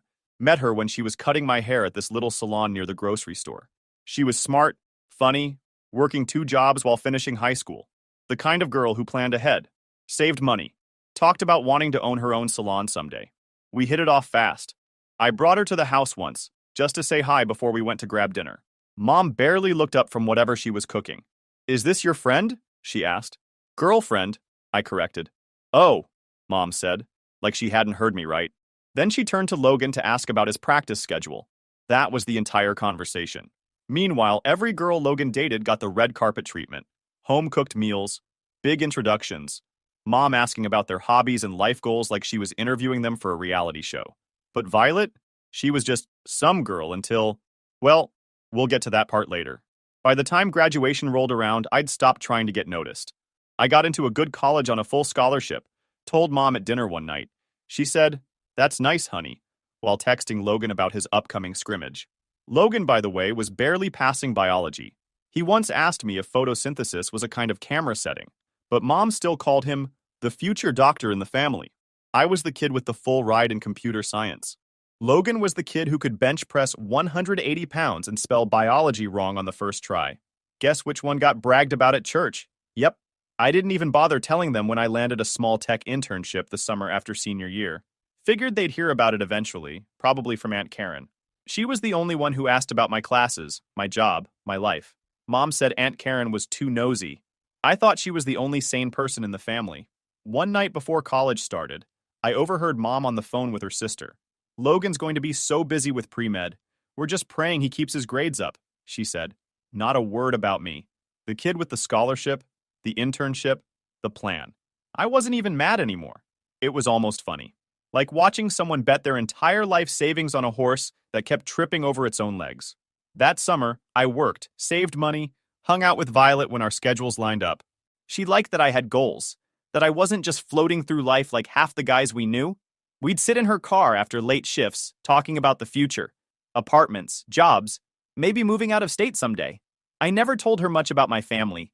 What was there to say? Hey, come watch my parents treat my brother like he's curing cancer because he can throw a football 6 yards?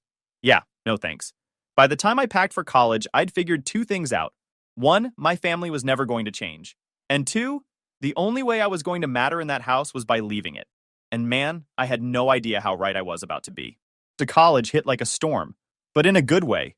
New city, no parents, no Logan, no constant comparisons hanging over my head. I buried myself in classes and my part-time internship. Coding projects, cybersecurity electives, late nights in the computer lab. It was exhausting, but for the first time, it felt like I was building something that was mine. Violet stayed back in our hometown. She was juggling the salon job and community college, saving money like her life depended on it. We made it work with video calls, weekend visits when I could scrape together the gas money. 2 years of long distance isn't easy, but we managed. She was the one person who actually believed in what I was doing, never once complained about the hours or the distance. By the end of sophomore year, I had enough savings from internships and part-time gigs to buy a simple ring. Nothing flashy, but nice enough to show I'd actually planned for this. I proposed to her in this small park near her apartment, just the 2 of us. She cried, said yes, hugged me like she was scared I'd disappear. For a moment, it felt like my life was finally on the right track. And here's the twist. My parents suddenly started acting like Violet mattered. Mom asked about wedding plans, what kind of dress Violet liked, where we might have the ceremony. Dad even nodded approvingly when I mentioned we were looking at small venues after I graduated. For the first time, it seemed like maybe, just maybe, they were going to see me instead of Logan. I should have known better. Thanksgiving break rolled around. Late November. I was planning to tell everyone about the wedding date, maybe share some good news about the internship turning into a potential job offer. I drove home thinking this was finally going to be a normal holiday. Then, I got a text from Violet. Violet, we need to talk. Starbucks? Please? It's important. That pit in your stomach feeling? Yeah, I had it the second I read that. But I told myself it was probably just wedding stress. She was already at a corner table when I walked in, holding her coffee like it was keeping her alive. Wouldn't even look at me. I sat down. What's going on? She took a shaky breath.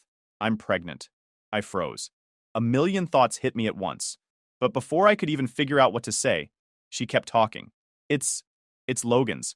I swear the entire cafe went silent, even though it didn't. She said more words after that, but I barely heard any of it. Something about how Logan stopped by the salon a lot while I was away, how he said she must be lonely, how it just happened. She kept apologizing, crying into her cup. I didn't yell, didn't ask for details. I just stood up, grabbed my keys, and left. The drive home was a blur. When I walked into the house, there they were. Mom pacing, Dad standing by the window with his arms crossed. Logan sitting on the couch like a little kid waiting for his report card. Nobody said anything at first. Finally, I looked straight at Logan. You want to explain this? He mumbled something into his chest. Speak up! I snapped, my voice echoing in the room. Still nothing. Something in me snapped. I walked over, grabbed his shirt, and shoved him against the wall. Hard. Say it! I yelled right in his face. You slept with my fiancé. My fiancé, Logan. He just stared at the floor like a coward. Not a word. Not even a sorry. Mom screamed, Leo, stop it! Let him go! Dad barked my name like I was the problem here. I kept my fist on Logan's shirt, breathing heavy, waiting for him to look at me, to say anything, but he wouldn't even lift his head. You ruin everything, I said through my teeth. And they still protect you. Mom was yelling now. You're out of control. He's taking responsibility, Leo. He's going to be a father. We have to support him as a family. I turned toward her, still holding Logan. Support him?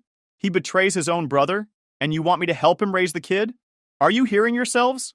Dad finally stepped forward like he was going to break it up. Let him go, Leo. You need to calm down. Calm down. Right. He sighed like I was the problem. They're young. Mistakes happen. If you really care about Violet, you'll let her go. Let her go. Just like that. Like she was some jacket I didn't need anymore. I shoved Logan back one more time before letting go. He stumbled but still said nothing. You know what? I said, pointing at all of them. You made your choice. It's him. It's always been him. Mom was crying, Dad was angry, Logan was silent, and I was done. They didn't try to stop me. Probably thought I'd cool off and come back like nothing happened. But when I drove off that night, I knew I was done for real. Back at school, I changed my number, deleted every photo, every message, blocked all of them except Aunt Karen. She was the only one who ever treated me like a person. When friends asked about the wedding, I just said, it's off. Don't ask. Then I threw myself into work and classes like nothing else existed. Because at that point, nothing else did. Next morning, I went heads down. Classes, coding projects, my internship, it all filled the space where family used to be. Then I got busy. Classes, coding projects, my internship, it all filled the space where family used to be. I didn't talk about what happened. Not to friends, not to professors, not to anyone. When people asked about the wedding, I just said, it's off, and left it at that. Days blurred into weeks, weeks into months. Wake up, code, eat when I remembered, sleep when I crashed. Repeat. One professor, Dr. Adams, started noticing how much time I was spending in the lab. One afternoon, he walked over while I was debugging some security scripts. You ever think about doing research? He asked. I shrugged. What kind? Cybersecurity, he said. Pen testing, vulnerability scans, encryption systems. I could use the help. Can't pay you, but it'll look good on your resume. I didn't even hesitate. I'm in. From then on, every free hour I had went into that lab. Learned more in 3 months than I had in 2 years of classes. Started building tools for penetration testing, scanning networks, messing with encryption algorithms. It gave me something to focus on that wasn't the mess I'd left behind. And while I was doing that, the mess back home kept getting worse. 6 months after I walked out, Aunt Karen texted me. Aunt Karen, Logan flunked out of pre-med. Thought you should know. I stared at the screen for a minute, then went back to coding. Of course he flunked out. Kid barely passed high school biology. Med school was always Dad's dream, not his. But Mom and Dad had acted like he was the second coming of Einstein. Now it was over before it even started. A week later, Aunt Karen called. He didn't tell them until after it was official, she said. Whole semester of failing grades before he came clean. Your mom cried for 2 days. Your dad blamed the professors. I almost laughed. Classic. Quick pause, fellas.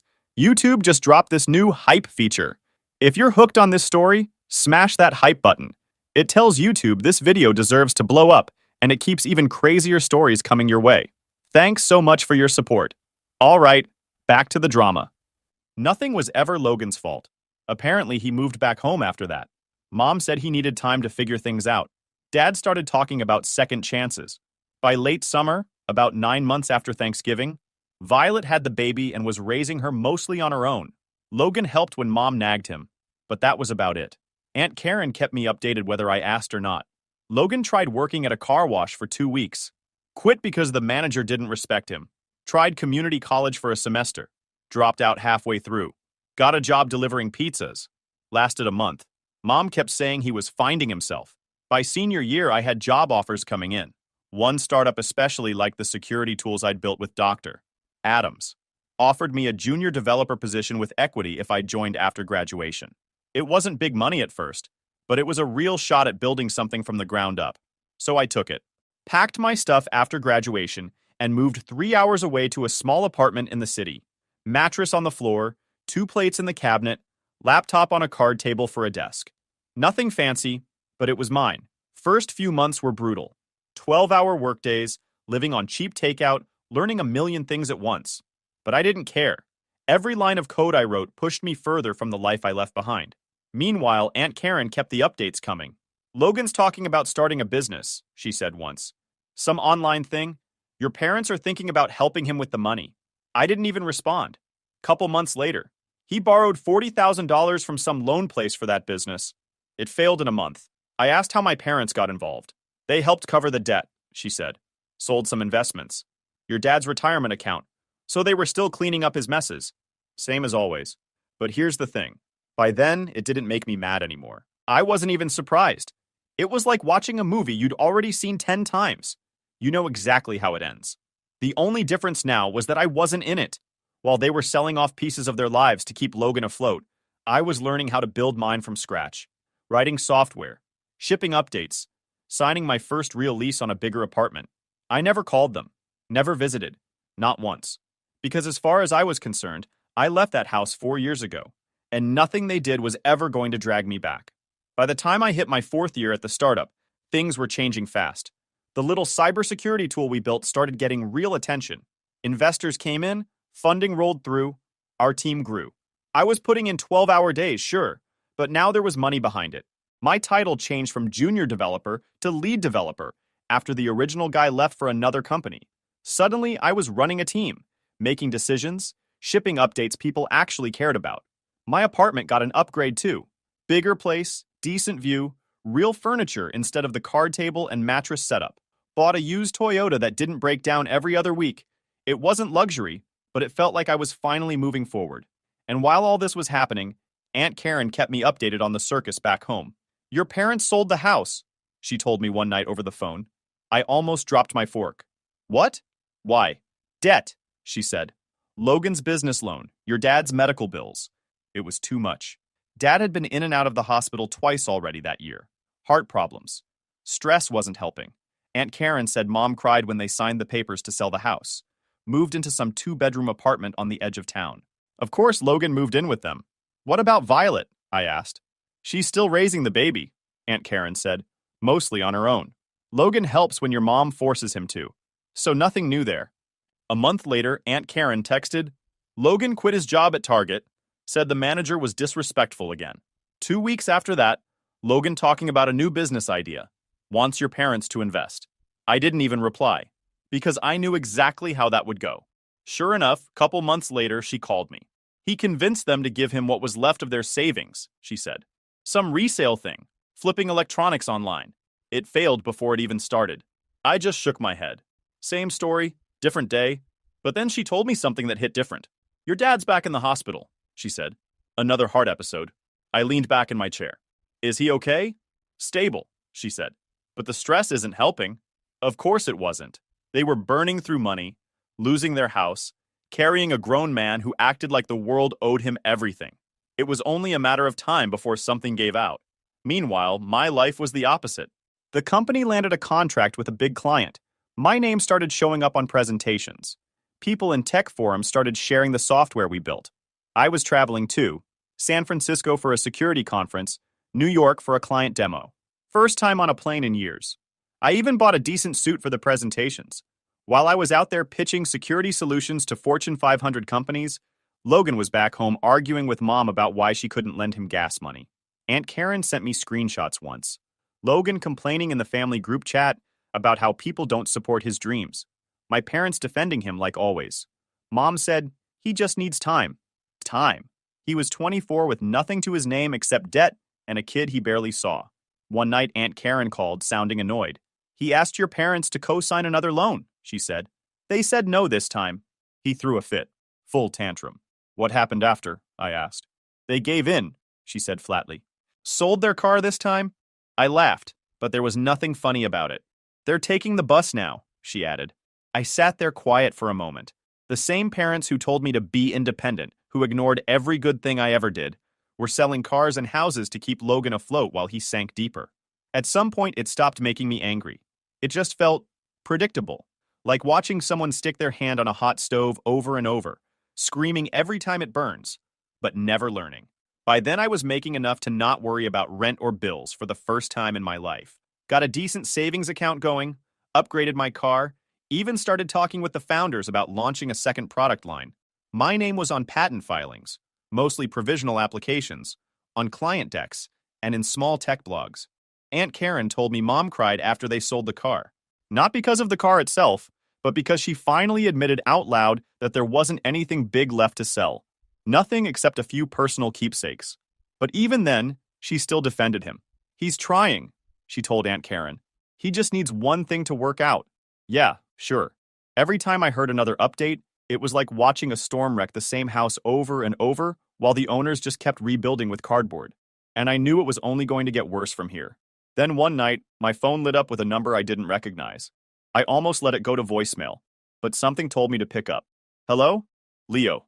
It's me. Mom's voice, shaky, like she'd been crying. I froze for a second. How did you get this number? Aunt Karen, she said quickly. Please don't hang up. We need to talk. My first instinct was to hang up right then. 4 years of silence, and now this?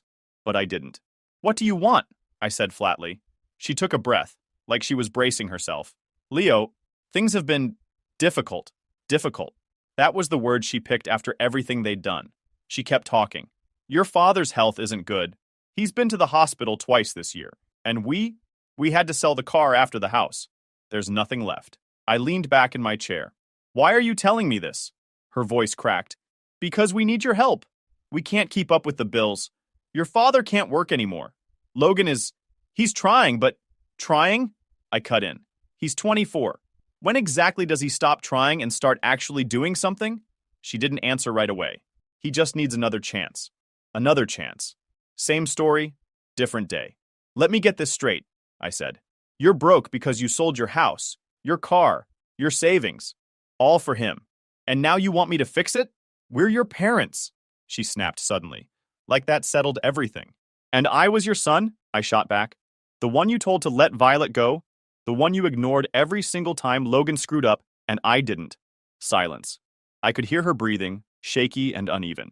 Leo, please, she said finally, softer now. Your father's sick. We have nothing left. We need you. I felt my jaw tighten. All I could picture was that night years ago. The shouting, the betrayal. Logan sitting there silent while they told me to support him as a family. You made your choice, I said, voice low but steady. It was always him, not me. That's not fair. It's the truth. I cut her off. She didn't speak after that. Just quiet breathing on the other end of the line. I let the silence hang there for a few seconds before finishing it. I have nothing for you, I said. Goodbye, Mom. Then I hung up. My hands were shaking as I set the phone down. For the first time in years, I didn't know what to feel. Not anger, not sadness. Just empty. Next day, Aunt Karen called. I heard your mom reached out, she said. Yeah, I muttered. She's desperate, Leo. They've got nothing left. Your dad's health is getting worse, and Logan... Aunt Karen sighed. Logan's still Logan. Meaning what? I asked. Meaning he's sitting on the couch while your mom works part-time at the grocery store to keep the lights on. He's talking about some new business idea again. I laughed bitterly. Let me guess. He needs money for it. Of course he does, she said. And your mom will probably find a way, even if it kills her. None of this surprised me anymore. Aunt Karen kept going. She said something yesterday about wishing things were different with you. I didn't respond, because wishing didn't change anything. Over the next few weeks, the updates kept coming whether I wanted them or not. With the same failed business still bleeding, Logan talked them into selling what little jewelry mom had left to stabilize cash flow. It didn't. 3 weeks later, we shut it down for good. It collapsed in 3 weeks. Then Dad ended up back in the hospital again. Aunt Karen said the stress was eating him alive. Mom told her she didn't know what they'd do next. Bills were stacking up, car gone, house gone, retirement gone. Logan, of course, blamed everyone but himself. Said his partners didn't deliver. Said the market was bad. Said he just needed one break. Same lines he'd been using for years. Meanwhile, I was busier than ever. Our company was about to roll out a massive software update. Investors were lining up for the next round of funding. I barely had time to eat some days, let alone think about the mess back home. But late at night, when things finally went quiet, I kept hearing Mom's voice in my head. Your father's sick. We need you. I told myself it wasn't my problem. Because it wasn't. But I knew one thing for sure.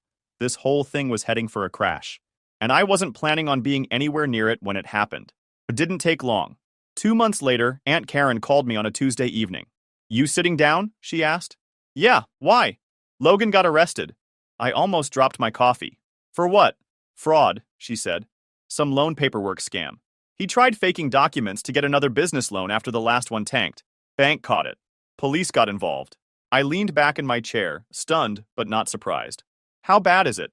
Bad enough your parents had to bail him out, she said. Not that they had the money for it. Of course they didn't. A week later, she texted me again.